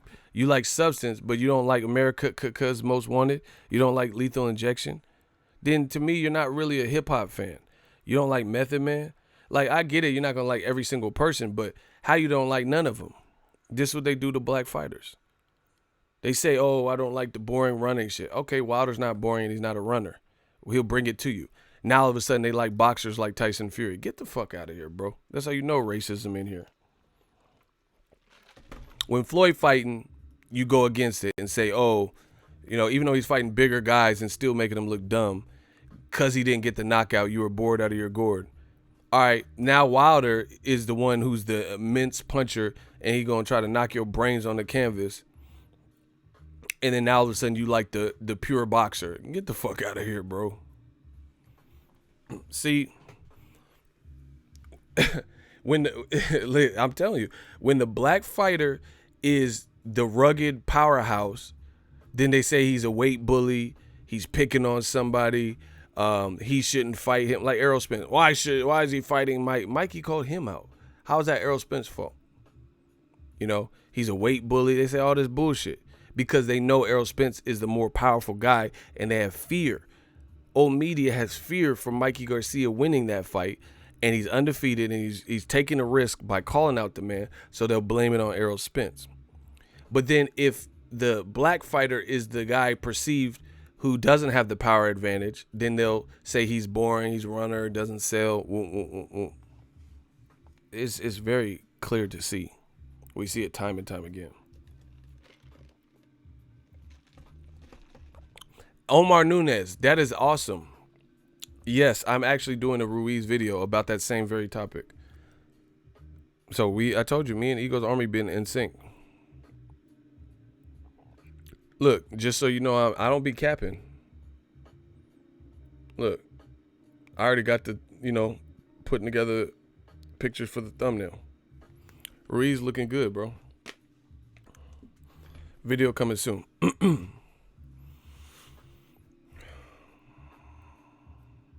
Yeah, man, old media tactics, that shit has run dry. That well is run dry. We on to some different shit. We're on some different shit. And then, like I said, I'm extremely disappointed in Canelo's recent statements. And new media, if nobody else would do it, then new media would do it. Period. If no one else would do it, new media would do it.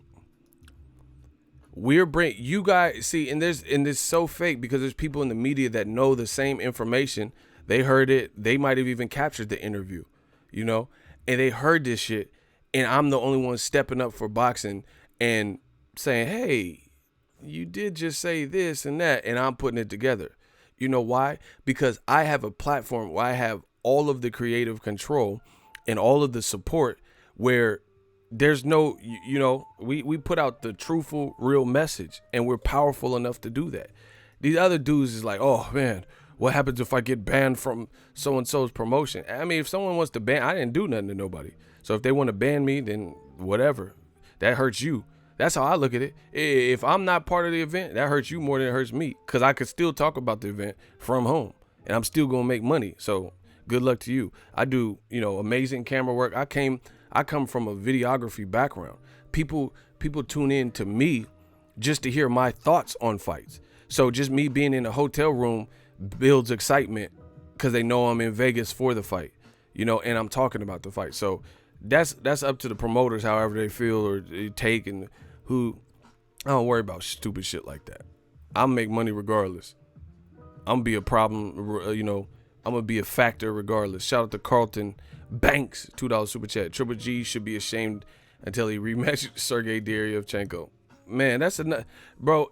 This is a lot of shit happening on DAZN's watch. Period. So let me finish with Canelo. Smash the like button. Very disappointing. Do y'all how bad do y'all want me to body this situation? Y'all want me to show proof or just say what I know to be the fact? If y'all want me to show proof and say it, let me know. If I could just say it,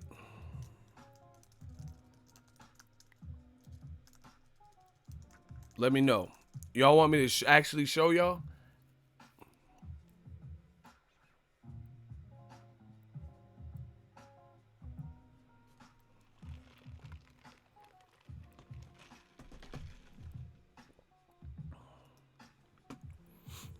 Let me know. New media, we ready for whatever.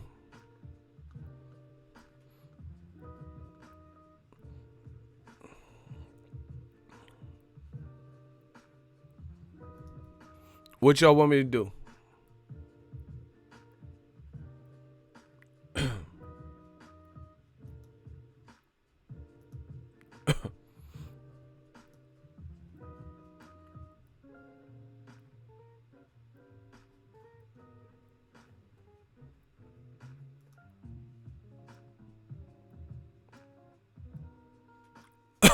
Richard Comey, Teofimo. I like that. That's a good fight. I like that. Ray Wallace. I'm going to listen to my channel members. What the fuck? Hey, Alexa, stop. What the fuck? I said Ray Wallace and Alexa started talking about some dude named Ray Wallace. That was weird. Hey, let me turn this shit off. Let me mute this.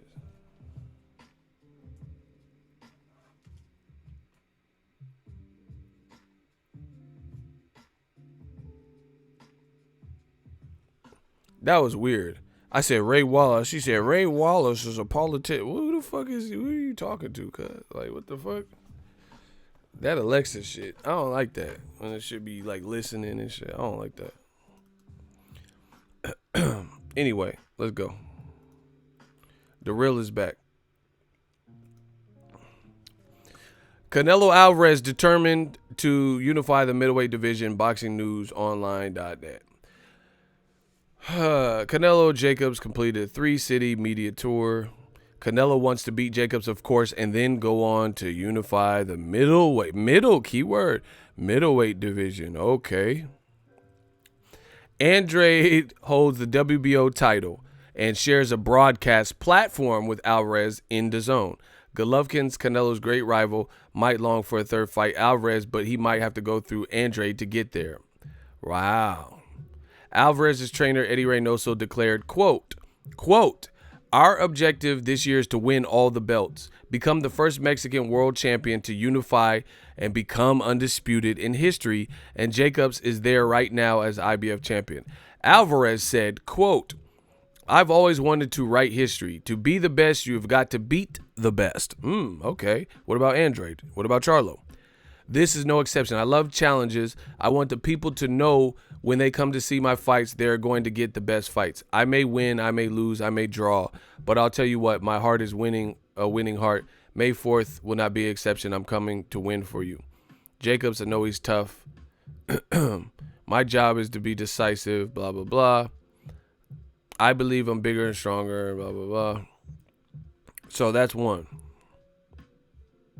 And he said, I guarantee you this is going to be fight of the year, which it absolutely wasn't. Canelo versus Jacobs, that is. Right?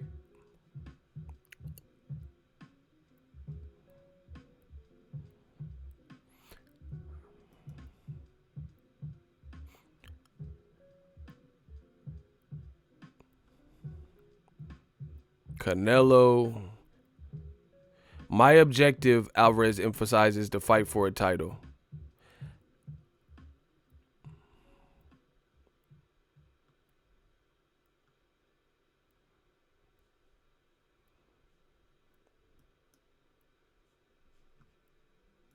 Hold on 1 second,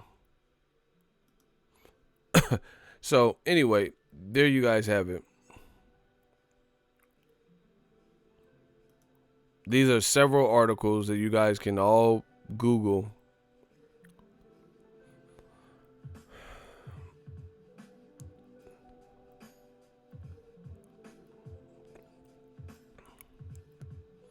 I feel accomplished. I feel great. Damn.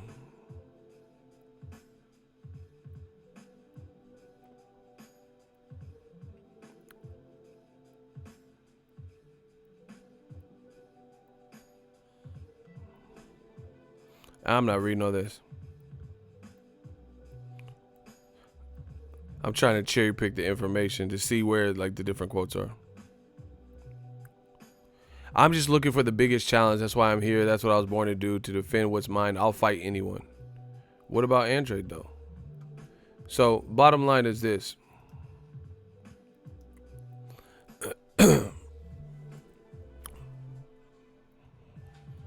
Bottom line is this. Canelo said he wanted to unify middleweight division. His trainer said it. This year. Why the sudden change in game plan? Now that Charlo's a full champion and Andrade's been a champion since Billy Joe Saunders failed a drug test, what has changed?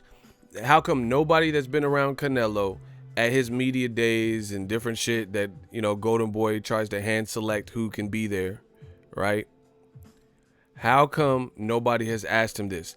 Hey, earlier this year, this is not even a disrespectful question. This is a true to life, real question.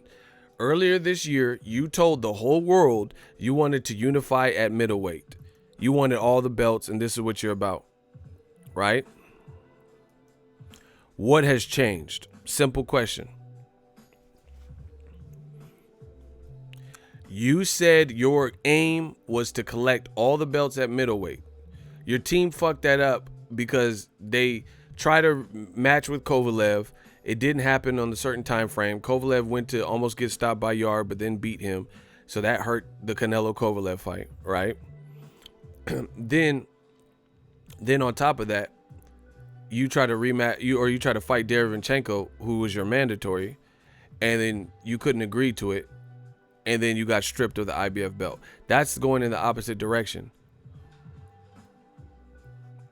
That's going, if someone says I want to collect belts, you just lost a belt. That's like me saying I want to save money, but then I go make several purchases today.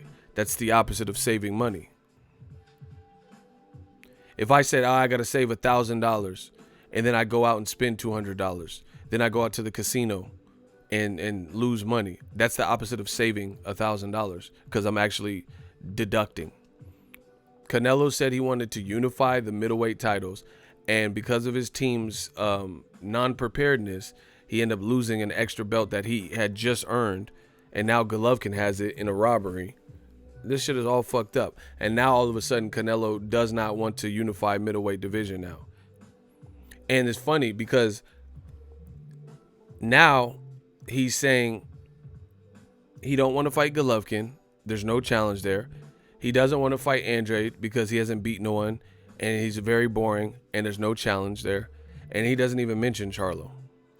So you wanted to, earlier this year, unify all the middleweight titles, but now two of the champions don't represent a challenge to you. The other champion, Charlo, you don't even mention because he's on the other side of the fence, and you don't want to fight him. It's a horrible look, yo.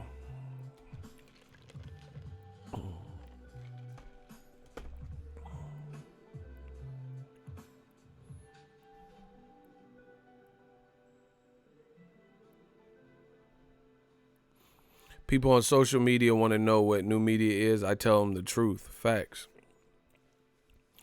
So, yeah, like, since when has this become cool in boxing, where we give the fighters the type of power that their old media is trying to give Canelo, where they'll allow him to talk his way out of a meaningful fight. He just said, I'll fight anybody. I'm all born for this and born ready. I was born ready and all this. I'm ready for whatever challenge, and I want to unify the division. His words, not ego. I didn't put this standard on him. I didn't say, hey, Canelo, unify all the belts this year. But he said it sounded good, and that's what it is. Nobody's asking him about this because they're afraid. They're fearful. Oh, I don't want to be the odd man in the room. I don't want to be the elephant in the room. I don't want Golden Boy to take my credentials, or I don't want Canelo to get angry with me and refuse me an interview, or whatever the fuck pussy ass reason people are afraid to ask some of these questions. It's no disrespect. Canelo's a good fighter, but what changed? There's now 3 champions in the division, and you don't want to fight any of them.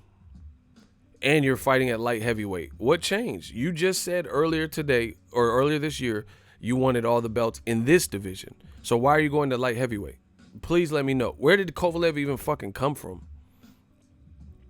Why did the name Kovalev even come about? Where did this come from? Nobody was even mentioning Kovalev Canelo. And then to make that more, this is why I keep saying it's an advanced cherry pick, is because you didn't fight Kovalev before Ward. And that's when Kovalev was looking at the peak of all of his shit. He was running through B-Hop and Jean Pascal twice in Canada, Nathan Cleverly and all this shit. You was quiet as a church mouse. Now that he looked vulnerable on his way out, now you want to fight him. Oh, okay. Now the challenge makes sense. It's cherry picking. Come on, bro. Carlton Banks, $2 super chat. Boo Boo gets no respect. Could have most title defense. They don't want to fight Boo Boo. That's just what it is.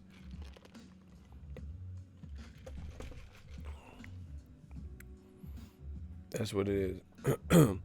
And old media will continue to blame black fighters who want to fight the best because the politics and shit, the power's not in their hand to make some of the fights, and there's no pressure from old media to make the fights. So let's just blame it on Andrade and Charlo.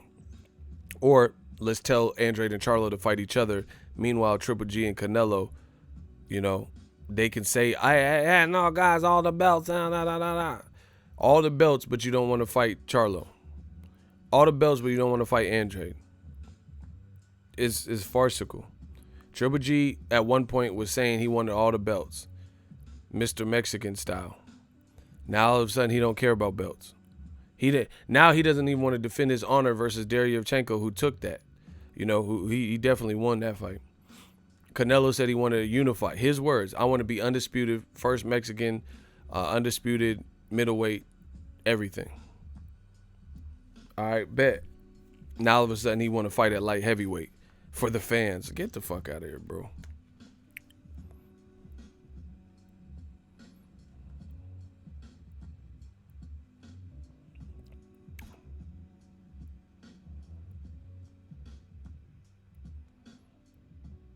So, like I said, tell me what's changed. Please do. Tell me what's changed where Canelo has a new mission to fight at light heavyweight when he just said he wanted all the belts at middleweight. I'll put anyone in the hot seat. Okay, I'll prove it. I'll beat any man in this room in less than 60 seconds. I'm on some Bruce Lee shit. Okay, we got a hot seat. Step up if you believe you can beat me.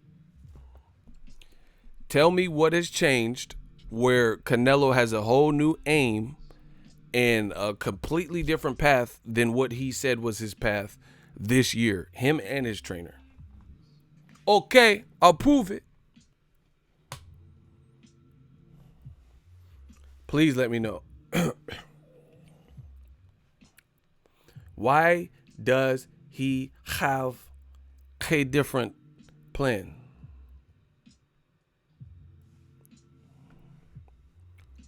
The black fighters invaded the division. The Black Channel. Bro, Canelo saying that Andrade is boring is a dog whistle to racist boxing fans biased boxing fans to have a cop out and get them to assemble.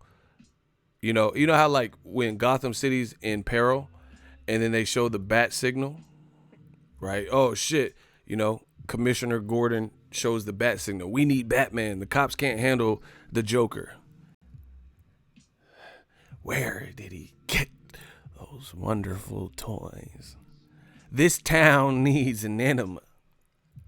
Am I right? Bro, they can't handle the fucking Joker.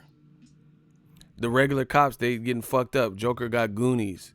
The motherfucker got goons and shit. I need somebody to bring me the Batman. So when the cops can't handle it, they flash that bat signal.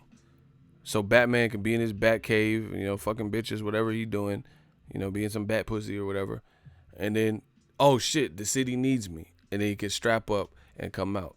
That's what Canelo is calling for. He's calling for all these stupid ass man fans and racist fans and biased fans to assemble and come out and defend his honor and build excuses for him to not fight Demetrius Andrade. That's all that is. It's a dog whistle. It's a dog whistle. We've seen it. Icy. The only thing that changed was his mind. Oof, bars. I said he was in some bad pussy. I didn't say Batman was eating bad pussy. Hey, you nasty. So that's that old media shit. Come on, bro. We see it all the time. I'm just a man enough to say it. I don't give a fuck. I'm saying it. I'm in NorCal right now. I'm saying it. You know what it is. It's a dog whistle. Hey guys, defend my honor. Explain and argue my side for ducking Demetrius Andrade and Charlo. I need you guys. Assemble like Voltron.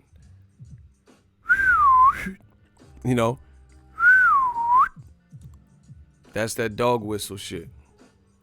You see this in like comic book movies. Shredder don't want to fight the Ninja Turtles straight away, so he'll, whistle, and then the Turtles got to get past his henchmen, and Bebop and Rocksteady. This little diffuser section of villains, so you don't get straight to the bad guy. That's what it is, bro. That's what it is. Canelo's going against his own words. He's going against his own words of what he said, and for some reason, this is my fault. This is like I get blamed. See, this is what they do. I get blamed because Canelo changed up what he said he wanted to do. He said he wanted to be undisputed at middleweight, and now he's fighting at light heavyweight. Not ego. I didn't say, hey, this is Canelo's game plan for this year. He said that, but somehow they tried to reverse it on me. Reverse it like Uno. You ain't gonna reverse it like Uno on me. I'm gonna make your dumbass draw 4. And then my shooter's gonna draw 4s. Oh my gosh. I said reverse it like Uno, and I'm gonna make your dumbass draw 4, then my shooter's gonna draw 4s. That's Uno. Let's get it, bars. Cease and desist on ego for making too much sense. I know what this shit is. It's a dog whistle. Hey, protect me, guys. Tell those stupid Charlo fans and stupid Andre fans that he's too boring for me. Come on, bro. So Sugar Ray Leonard could just say, I'm not fighting Hagler because his breath stank. He's too boring. He's a caveman. Like, come on, bro. That's what boxing's about to y'all. That's why I said I don't care if I offend them. I don't care about offending fans because you're not really a fan of the sport like that to me. Because you settle for this stupid shit. We don't. It's the army, baby. And they'd be the first to, why is Mayweather fighting Berto? I mean, this is ridiculous. Mayweather, 40-year-old, just beat Pacquiao, fights Berto, a 2-time champion, bigger than him, arguably stronger and faster than him, and that ruined Mayweather's career. But then they'll let Triple G duck a Deryevchenko rematch to fight a guy with 5 knockouts in 21 fights that no one's ever fucking heard of, that's never been a champion Camille says Szechuan or Sriracha or whatever the fuck the dude name is. They'll let Tyson Fury duck Wilder in the rematch to go on WrestleMania, and fight, fucking red. Bro, that's bad. Wilder got the fear of God power. He had Tyson Fury fighting tune-ups that no one had heard of. Tyson Schwarzenegger. Hey, Dylan, you son of a bitch. And then auto correct. And now he wrestling. He Ronda Rousey right now. He wrestling. And running the risk of getting re-injured with a cut that might not be healed. So he has an excuse. Oh, yeah, if he hurts this cut, then we have to push the February fight back. Bro, if Top Rank breaks it, oh, my gosh. I hope there's something contractually that if Tyson Fury fool around and get injured, re-injured wrestling, and tries to postpone the February fight, if Wilder gets past Ortiz and Ruiz gets past Joshua, I hope and pray there's some type of clause that if they don't fight by that February date, that Wilder can go on to fight Ruiz. Let's just skip all the bullshit. Yeah, Tyson Fury versus autocorrect. Jay, you know what I'm talking about. This motherfucker fought Automobile, Autobot from Transformer. Who is that, bro? Who is autocorrect? Who is that? And struggled with him. I'm checking for autocorrect now because he did his thing. Triple G fighting King's Hawaiian rolls and shit. Who the fuck is it? Bro, Triple G should be embarrassed. He had a press conference with Steve Rolls. The reporters, there was like 4 reporters, and niggas didn't even know what to ask the guy, Steve Rolls, because they didn't even know who he was. They were like, oh, yeah, what's your favorite football team? How about them 49ers? Bro, you don't even know who the fuck he is. The reporters, this is reporters that go to all the fights in New York. They did a press conference. They didn't even know what to ask Steve Rolls because they didn't even know who the fuck Cuz was. They was asking him stupid shit. Popeye's chicken sandwich or Chick-fil-A. They didn't even know what to ask him because nobody knew who he was, bro. Triple G need to be embarrassed. He need to be embarrassed, bro. The fan, if you a Triple G fan, you should be embarrassed. They didn't even know what to ask Steve Rolls question wise. They was asking him stupid shit because nobody even knew who he was. They like, how was it filming How to Be a Player? I'm not Bill Bellamy. Oh, my bad. I thought you was Bill Bellamy. My bad. Bro, they didn't even know who the fuck he was. They were asking about how to be a player and shit. That ain't Bill Bellamy. That's Steven Rolls. Have you seen Gemini Man? No boxing question. That's how you know motherfuckers don't know who you are. They didn't know what to ask him. How's the weather? They asking him open-ended question. You know when you ever work at a retail job and you do an orientation and they got you watching them stupid-ass fucking videos about how you need to handle customer service and shit? You're like, if a customer comes into Mervin's, you greet them with an open-ended question. And then they have like, hi, I'm Tony. How's the weather out there? They're like, yeah, the weather's good and shit. What brings you in since the weather's so good? It's Tony. It's me, Tony. I ain't no phony. Bro, this fake ass orientation video, that's how these reporters was talking to Steve Roll, asking him open-ended questions and shit. They didn't even know who the fuck he was. Asking him open-ended shit. How you gonna be at a fighter press conference asking what brings you in today? Like, motherfucker, I'm fighting. What you mean what bring me in? Oh shit, I was reverting back to my days at Target where I had to ask open-ended questions. Motherfucker, they was asking Steve Rose open-ended questions like it was a retail store video. Bro, stop. What brings you in today? He's like, motherfucker, I'm on the fight card. You see me on the poster. You know what the fuck this shit is. I'm all in it. It's me. I'm getting the paycheck. It's me, Steven. It's Steven Rose. Act like you know. Like, bro, they didn't know what to ask. Bro, where he been? Where's Steven Rose at, bro? Everybody get your roll on. What? Everybody get your roll on. Everybody get your motherfucking roll on. Bro, y'all not fucking with me. I told you. Shout out to Myron Dinner. Did you see what Max Kellerman? Man, I don't even listen to Max anymore. I listen to the volume say Max and mute. I put it on mute. He mute Kellerman to me. So I didn't hear what he said. Said about Triple G, I sent it to you on Instagram. He said everything you've been saying. Man, these motherfuckers all okay. So I've been saying it, and then they wait 2 years and say what I've been saying 2 years ago. Bro, I'm a legend. Like Lil Wayne said, shit, I'm already a legend if I ever leave. Why would I ever leave? Bro, I'm a legend if I ever leave. These motherfuckers are so backdated. These old flat earth motherfuckers, bro. I've been telling you the earth was round. They still, I guess the earth is round. Shut your flat earth ass up. These flat earth motherfuckers can't fuck with me. You know that. Let me drink some coffee. Let ego. I'ma just talk in third person. That's how I'm destroying old me. I never even did this in my life, but I'm gonna start talking third person. Let ego drink some coffee. Okay. Ego finna get him a sippy sip. Bro, I'm destroying old me. Y'all know that. They said Usyk gonna dominate the division, and he was fighting Chaz Tablespoon, and he didn't even look all that. Chaz Tablespoon just did an interview, and the motherfucker said, I was never hurt. Motherfucker, I was tired. Motherfucking tired. Are you saying Tide like the detergent? Nah, motherfucker, I'm from New Jersey. I'm saying tired. I was motherfucking tired. Bro, the Chaz Tablespoon was tired. He had 5 days to train. You fight somebody with 5 days to train. Come on. And that person had a full camp. Chaz Tablespoon was motherfucking tired. He wasn't hurt. I told you that. See, how is it I'd say this stuff and I'm the bad guy? Say hello to the bad guy, man. I say this stuff and then the fighter just tell you what I just told you. I didn't even have to wait for him to say this shit.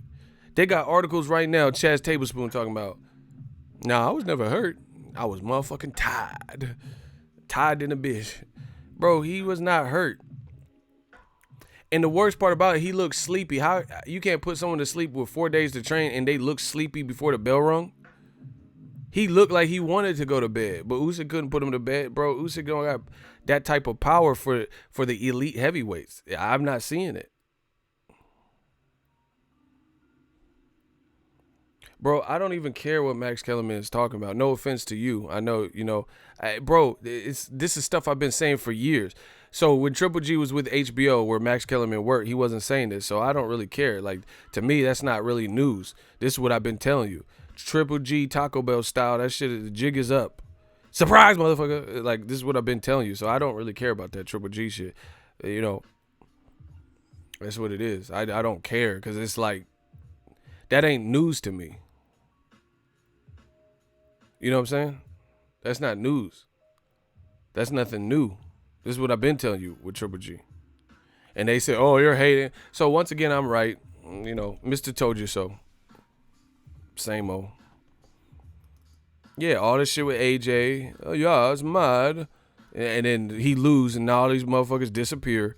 I'm still screaming thug life, still saying the same thing I've been saying.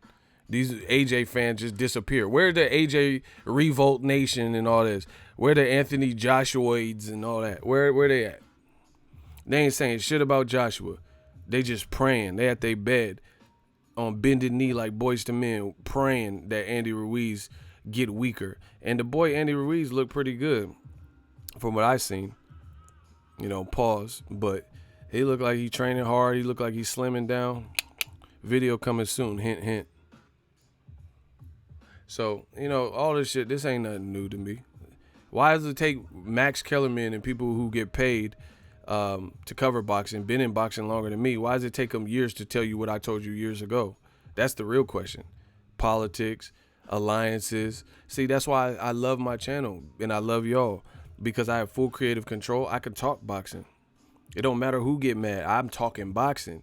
And my credibility is never in question. They can try to act like it is, but it's not. You don't hear me saying cockamamie shit. I have never said Canelo is a bad fighter. He can scrap. That don't mean I agree with every move he made, period. I never said Triple G's horrible, but he don't want to fight Lomachenko. That's horrible. That itself is horrible.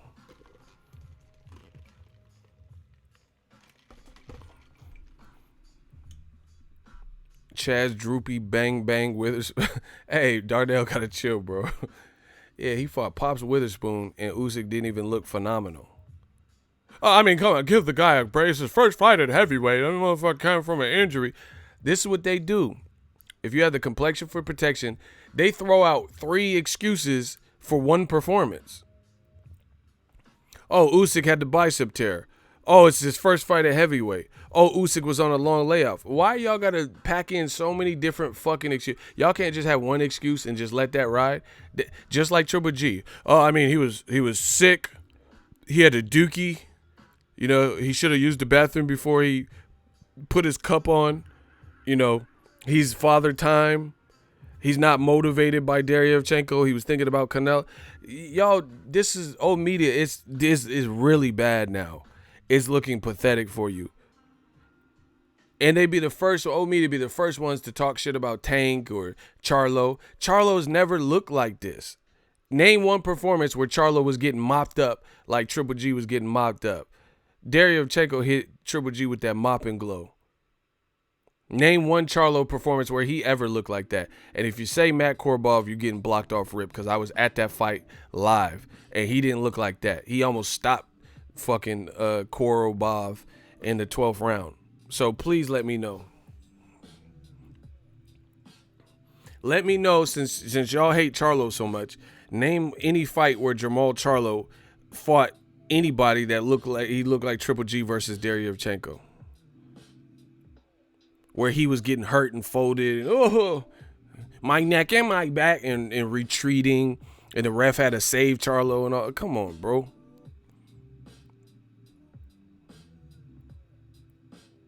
They always got 3 and 4 excuses. Lomachenko. Oh, yeah, he's fighting bigger guys. He's really a featherweight. I mean, you know, people ducked him so long, he's not in prime anymore. Okay, 400 amateur fights. He has a lot of wear and tear. Why y'all got so many excuses? Like, why can't what y'all say just come true? Oh, Usyk's going to dominate the heavyweight division. And then his face looking like hamburger meat from Chaz Tablespoon. It's looking bad for y'all, bro. It is really becoming readily apparent who the fuck knows what they talking about and who doesn't. Listen, and I'm not even saying these guys are bad fighters. I don't think they're bad fighters, but they're not living up to the expectations that old media is putting forth. That's my whole point. Loma's a good fighter, Usyk a good fighter, Triple G is a good fighter, Canelo, all of them. But they are not living up to what you're saying they are or will do.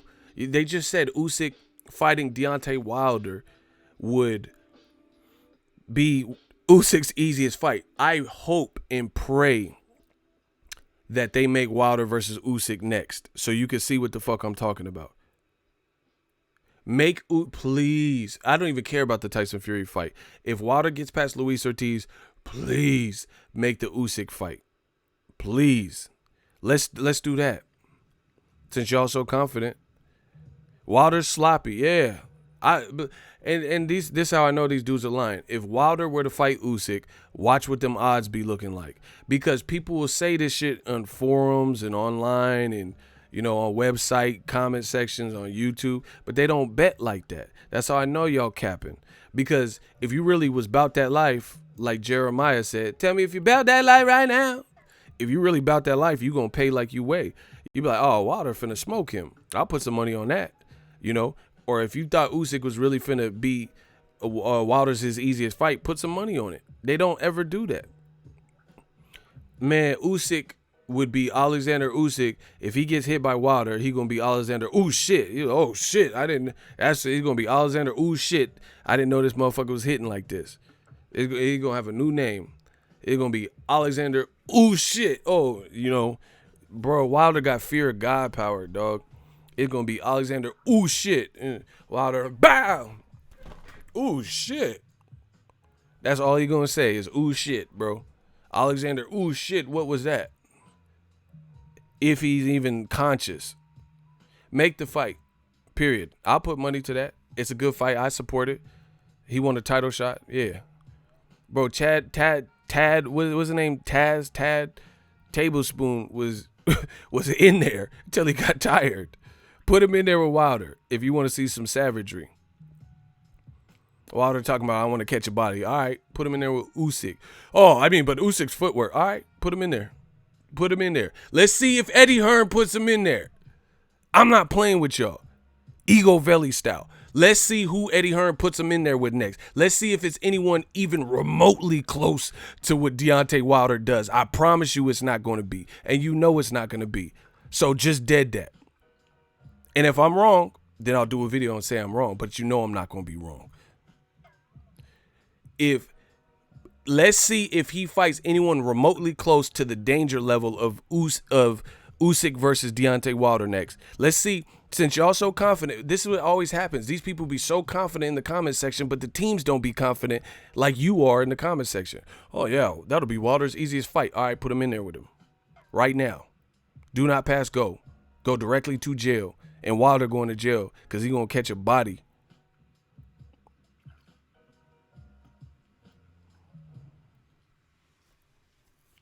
Bro, you know, I mean, Usyk's, his footwork. Bro, Tyson Fury is fucking sick. People are so stupid and thick and narrow-minded. They're comparing Tyson Fury Wilder to Usyk. Tyson Fury is 6'9", weighing 260 something, maybe even he's weighed in at 270. Listen, Tyson Fury would, and this is not, you know, I'm just being real. Tyson Fury got skill, but if he didn't have that frame, he would be easier to beat. Part of the Tyson Fury puzzle is his fucking size. That man is big. He's like 6'9", and he's moving, and he got long ass arm. That's what's making him a puzzle. If Tyson Fury was 6'4", he wouldn't have been. I don't think he'd be undefeated right now. But this is boxing, so this is what you're faced with. That man in front. But there's no comparison to Tyson Fury at 6'9", 260 plus, when Wilder weighed 212 the day before, right? And Usyk. Usyk 6'2", 6'2 and a half, coming up from cruiserweight. And he ain't weighing no 250 plus, at least yet. So that's how I know these motherfuckers don't know boxing, because they start making silly ass comparisons. You talking about different puzzle. You talking about a guy who outweighs Wilder and is bigger than Wilder. Based on what we've seen, Usyk is around what Wilder weighs. And if he did outweigh him, it'd be by a small margin. Usyk looks slow there. He looked much slower than he did at cruiserweight. Then in come million excuses. And even with that said, Tyson Fury still went to sleep versus, let's see if Usyk can weather that type of storm and come up from cruiserweight, get hit with that, you know, that Thanos strike, that fear of God strike, and if he's going to beat the count. Make the fight. I don't give a fuck about giving Usyk free promotion. I get paid for this. I don't give a fuck who. He can get promoted. Wilder gonna promote him to sleep. He gonna demote him. I'm telling you. If I'm lying, then just jump straight into it. Jump straight into it. He's undisputed. He's the next Evander Holyfield. All right, book it. Make Wilder then. Stop clout chasing. See, don't listen. This is what is becoming a whole clout chasing boxing society, where people, they know the path could happen, but it's not happening, but they still want to talk about it as if it would happen, you know, just to build whatever, to piggyback. Nobody even talk about Usyk like that, though. I know people that watch boxing, they didn't even watch his fights in the World Boxing Super Series. I did. I would do videos about the World Boxing Super Series performances, and it didn't even get no views. It barely even got no views. But then now he mentioning Wilder, and then motherfuckers all of a sudden is Usyk diehard people. Again, there ain't nothing to talk about. Make the fight next. Let's see Eddie Hearn put him in there with anybody remotely close to the danger level of a Wilder, because you know it's not going to be Wilder. So let's see him put him in there with anybody who's similar danger level. Daniel Dubois, Adam Kaunowski, you know, anybody like that. Dillian White. Eddie Hearn has fighters that he could easily match, and he hoards them. He had Luis Ortiz on a fight-by-fight contract and hid him from Anthony Joshua. He has Amir Khan or Kell Brook, or had them, but never was able to make that fight. He has just signed Cesar Martinez. He's co-promoted by Canelo Promotions Cesar Martinez was beating Charlie Edwards' ass. Then he got a no contest based on an accident, technicality. Charlie Edwards ducking the Martinez fade. He don't want to fight that guy from Mexico. Eddie Hearn has them both signed. Why can't they fight at a catchweight? How come Eddie Hearn can make Katie Taylor versus Delphine Persoon once, but then she ducks the fade in the rematch? So you were able to make the fight once, but you can't make it twice. Yet you were able to make Joshua Ruiz twice. Come on, man.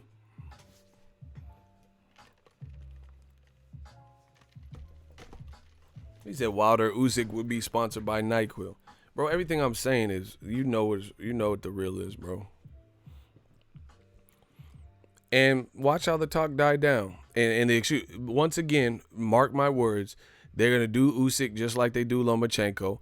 And if his fights continue to get hard and look harder, they're going to make excuses for him to go back to cruiserweight. They don't do this for black fighters. Watch. Mark this video. I am a legend in the flesh. Mark this video down. If Usyk starts fighting, okay, there's a caveat. Listen carefully. If Usyk starts fighting proper competition, not like, Chaz Tablespoon and Sonny Select and all these motherfuckers. If he starts fighting adequate competition, even if he gets past them, if he doesn't lose, but even if he has a struggle with them, then they're going to start coming out with all the excuses like with Lomachenko saying, oh, he's a true cruiserweight. He was daring to be great. So 1 minute they said Wilder is the easiest fight for Usyk and he can dominate the division and he's the next white Evander Holyfield, right? This is what they said. But watch if he starts fighting the adequate names. I think anybody adequate gives Usyk a very difficult fight. Joseph Parker, Dillian White, Efe Ajagba, Adam Kaunowski, right? Those are all up in the air type fights. I'm not saying Usyk can't win none of them, but this sensational cruiserweight shit where it was like he's like how he put on a shutout performance versus Murat Gassiev, I don't see that. Heavyweight's a different ballgame. Adam Kaunowski is fucking durable. Chris Arreola got cracks. Your power's the last thing to go. Chris Arreola threw a career high amount of points. Adam Kaunowski never really looked really seriously hurt. You think Usyk finna hurt Adam Kaunowski? And Usyk already made excuses. Check this out. There's some tension between Russia and Ukraine, right? There's tension there, like the nations and shit. Usyk says he doesn't want to fight Alexander Povetkin, which would be a solid, test. He doesn't want to fight him because of the political Ukraine versus Russia beef. He says then it'll be the two sides beefing with each other, and he doesn't want to promote that, so he doesn't even want to fight Alexander Povetkin. See how if you have the complexion for the protection, you could just say whatever. You could just say whatever and make excuses. Do you think people care about black fighters and I don't want to fight him because he's from this set and I'm a rolling 60s, and he's from a different side of town. Bro, they don't care. They want to just see you off each other. They just want to see you like take flight. Period. They ain't gonna give Wilder no pass and say, "Oh, he's from a southern state. I don't want to fight one of my southern brotherhood." But let Canelo say, "I don't want to fight a fighter from Mexico." Let Usyk say, "Oh, because of political, back and forth shit between Russia and Ukraine, I don't want to fight him." Let Usyk say, Lomachenko say, "I don't want to fight Pacquiao because he's too old." Keith Thurman just fought him and got his ass beat. And he might be younger than Lomachenko. So how can Broner and Thurman square up with Pacquiao, but Lomachenko, the best boxer that's ever lived, according to Top Rank, right? He got an excuse to not fight them.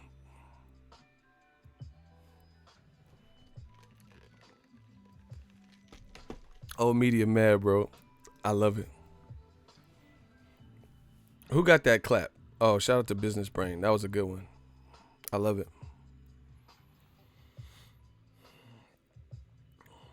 Man, smash the like button. We control the market. I told you. And that's why we're doing a full court press on them. There's no salvaging. There's no safety.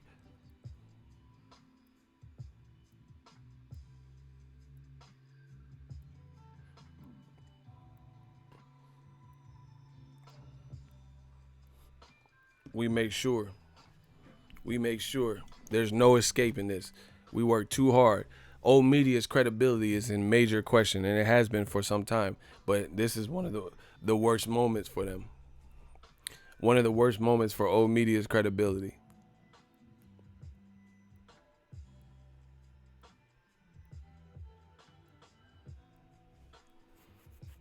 Looking sad. Bro, Charlo versus Dennis Hogan. 1, is to close the fiscal year. 2, nobody else is signing up with offers to fight Charlo. Canelo definitely isn't Mr. Franchise Champion, and neither is Triple G, right? And I haven't seen any paperwork on Andrade and sending Charlo a fight. So that's one thing. 2, if DAZN actually made, in the WBO, made Jaime Munguia versus the guy that beat him, Dennis Hogan, then he would be booked up and we wouldn't even be talking about Charlo fighting him. Dennis Hogan's team petitioned with the WBO. See, there's pieces that they try to leave out. Right? They try to leave out pieces.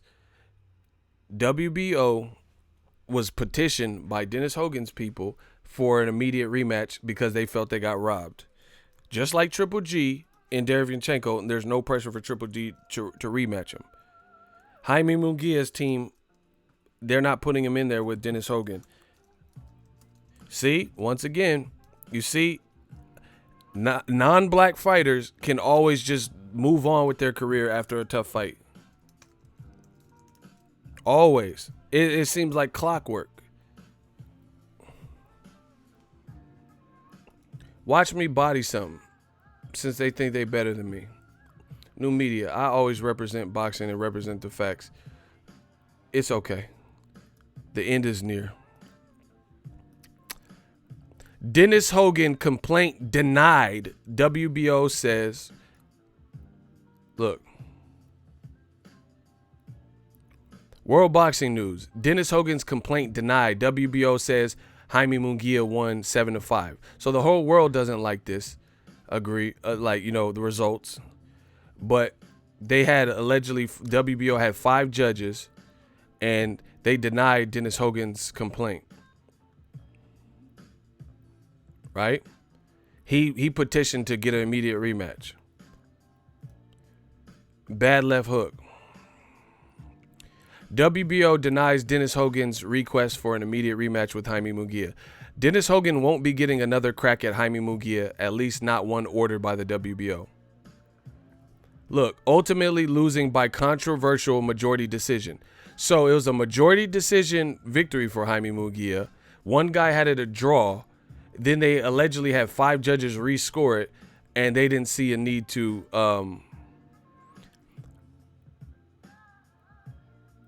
look, video from Munguia Hogan where Munguia's promoter Fernando Beltran and employee Juan Carlos Torres are hovering around the WBO supervisor, where scores of the fight are tallied. Hogan's team members believe they were giving scores to Munguia. Oh, that looked a little bit corrupt. Oh my God. See, look, that's from Kevin Ioli of Yahoo Sports. So once again, here's a video from Munguia Hogan where Munguia's promoter Fernando Beltran, and an employee, Juan Carlos Torres, are hovering around the WBO supervisor, where scores of the fight are tallied. Hogan's team members believe that they were giving scores to Munguia. Wow. And there was no rematch for... Oh, look, he hovering. Oh, shit. Oh, why he hovering like that? What was he doing, bro? Look at the drop off. What the fuck was that? Look, one guy blocking. Oh, shit. Oh, shit. Listen.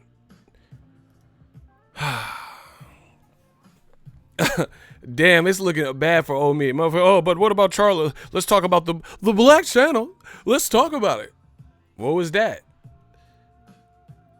It looked like he was getting... Okay, why would Munguia's team need to be in the ear and hover over where a guy's blocking a vantage point? blocking. What the fuck was that? Like, what, you know what I'm saying? What were they doing? What would you need to hover and then get back in your seat during a boxing fight? During the middle of the round. And that's from Kevin Ioli at Yahoo Sports. So, yeah, I don't care if Dennis Hogan is getting another big fight. More power to him. Shout out to Jamal Charlo. I'll probably cover that fight just to make y'all mad. I don't know where it's at, but I'll probably cover it just to make you mad. I'm not mad at that. Dennis Hogan deserves a big fight, to be honest. Based on his effort, nobody knew who the fuck he was. Jaime Munguia selected him. They did what they did to Derevchenko and shitted him. Bro, this is bad. Listen, this is so bad, and it's all on DAZN's watch. All of these super controversial shits have been on DAZN's watch recent memory. Jaime Munguia, Dennis Hogan. Triple G somehow getting a UD decision over Derevchenko. It's looking bad, bro. That looked bad. So I'm not mad at Dennis Hogan. More power to you. Shout out to Australia. Crikey, mates. Now that's a knife. Shout out to Australia. Australian for beer. Fosters. You know, shout out to my people in Australia. So, anyway, this is all this shit is happening on DAZN's watch. You got to do something, baby. That don't look good, though. That don't look good. And then why didn't Jaime Munguia rematch him? Like, the WBO doesn't have to order it for Golden Boy to put him in there. Why did they put Jaime Munguia in there with Patrick Alati, you know, untethered Alati, instead of Dennis Hogan rematch? Once again, how come non-black fighters keep having close fights where it's controversial, people think they lost, and they don't have to fight that person again?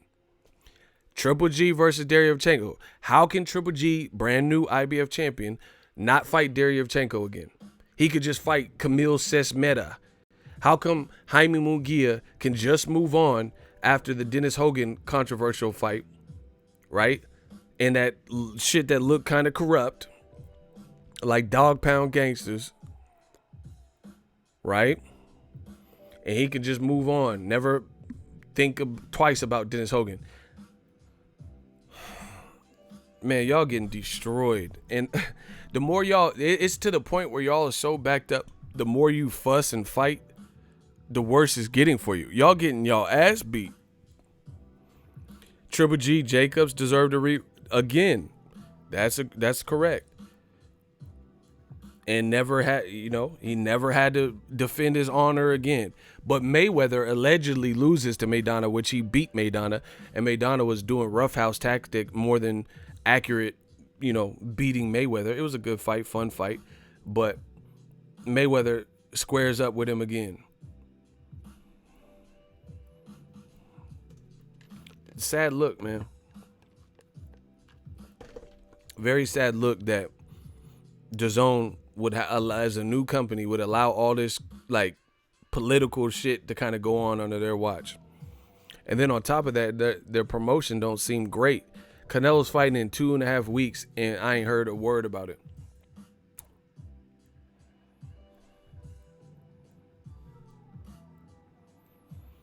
Hey, smash the like button.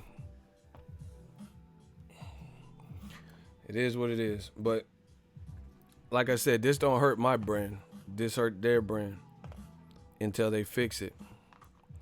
Why is Demetrius Andrade stranded on DAZN and he ain't getting no opportunities? How come he can't get Canelo? How come he can't get Triple G? Why do they still care about Canelo versus Triple G3? The people want to know these questions. I am their representation. How come Andrade can't get no work with a top level name? See, this is how I know it's fake. People want to complain about Andrade's resume, but the guys that would give him an instant resume, if he's able to beat them, won't fight him. So how can he ever get a resume? Why would you want him to fight Daniel Jacobs, who just lost, right? And you can say, oh, Triple G and Canelo already beat Jacobs. Oh, Dimitri Perot already beat Jacobs. So why do you want to see if resume for Andrade is in question? Why do you want to see him fight Jacobs, who's coming off of a loss? And you tell me race don't have nothing to do with it for them. Why do you want to see an undefeated Andrade fight his friend coming off of a loss? They already told you they don't want to fight each other because they grew up together and they're tight and they're close. And they both are with snacks, so they train together and shit like that and push each other, get on the track and probably run and shit, right? So two friends got to fight each other, right? Even though Jacobs is coming off a loss and moving to 168, but Billy Joe Saunders ain't got to fight him. Canelo ain't got to fight him. Triple G ain't got to fight him. Stop. It's over. Saunders is undefeated, and he was already scheduled to fight Andrade. So, yeah, why don't they fight again? Triple G, he's once beaten, and he's now a champion again. Why doesn't he unify with Andrade? Canelo is a franchise boy, franchise champion. He has a belt. Why don't he fight him? Why would you want to see Andrade fight the guy coming off a loss who he happens to be friends with? Charlo just got his next fight announced with Dennis Hogan, who I just mentioned can't get no work with Jaime Munguia. So that leaves Demetrius Andrade, once again, the odd man out. Charlo's career continues to go. Like he's getting another one in, and we'll see how he does with Dennis Hogan, because Jaime Munguia struggled with him. But Dennis Hogan now is moving up in weight, so we have to see how he looks. Maybe Dennis Hogan is this weird style or spoiler. We have to see how Charlo handles it, right?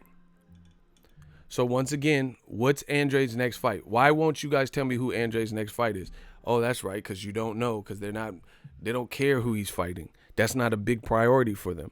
But it's a big priority for boxing to see the man tested and get a good fight, but DAZN refuses to enforce that because they don't want to spoil their plans, and they know Andrade might be the guy to do that.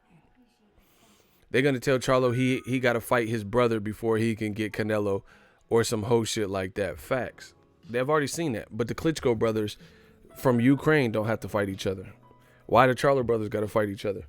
I've seen all the dumb shit, and that's how you know race has something to do with it. They'll tell Jermell Charlo to fight Errol Spence, but Lucas Matisse don't got to fight Maidana. That would have been a great fight. Walls are closing in, people. Ronald Finkley, he said these boxers are scared, ego. Walls closing in. Good luck to old media, though. I'm out. Think about your next excuse, because y'all going to need a whole bunch of them. We on that ass. Everybody have a blessed day, though.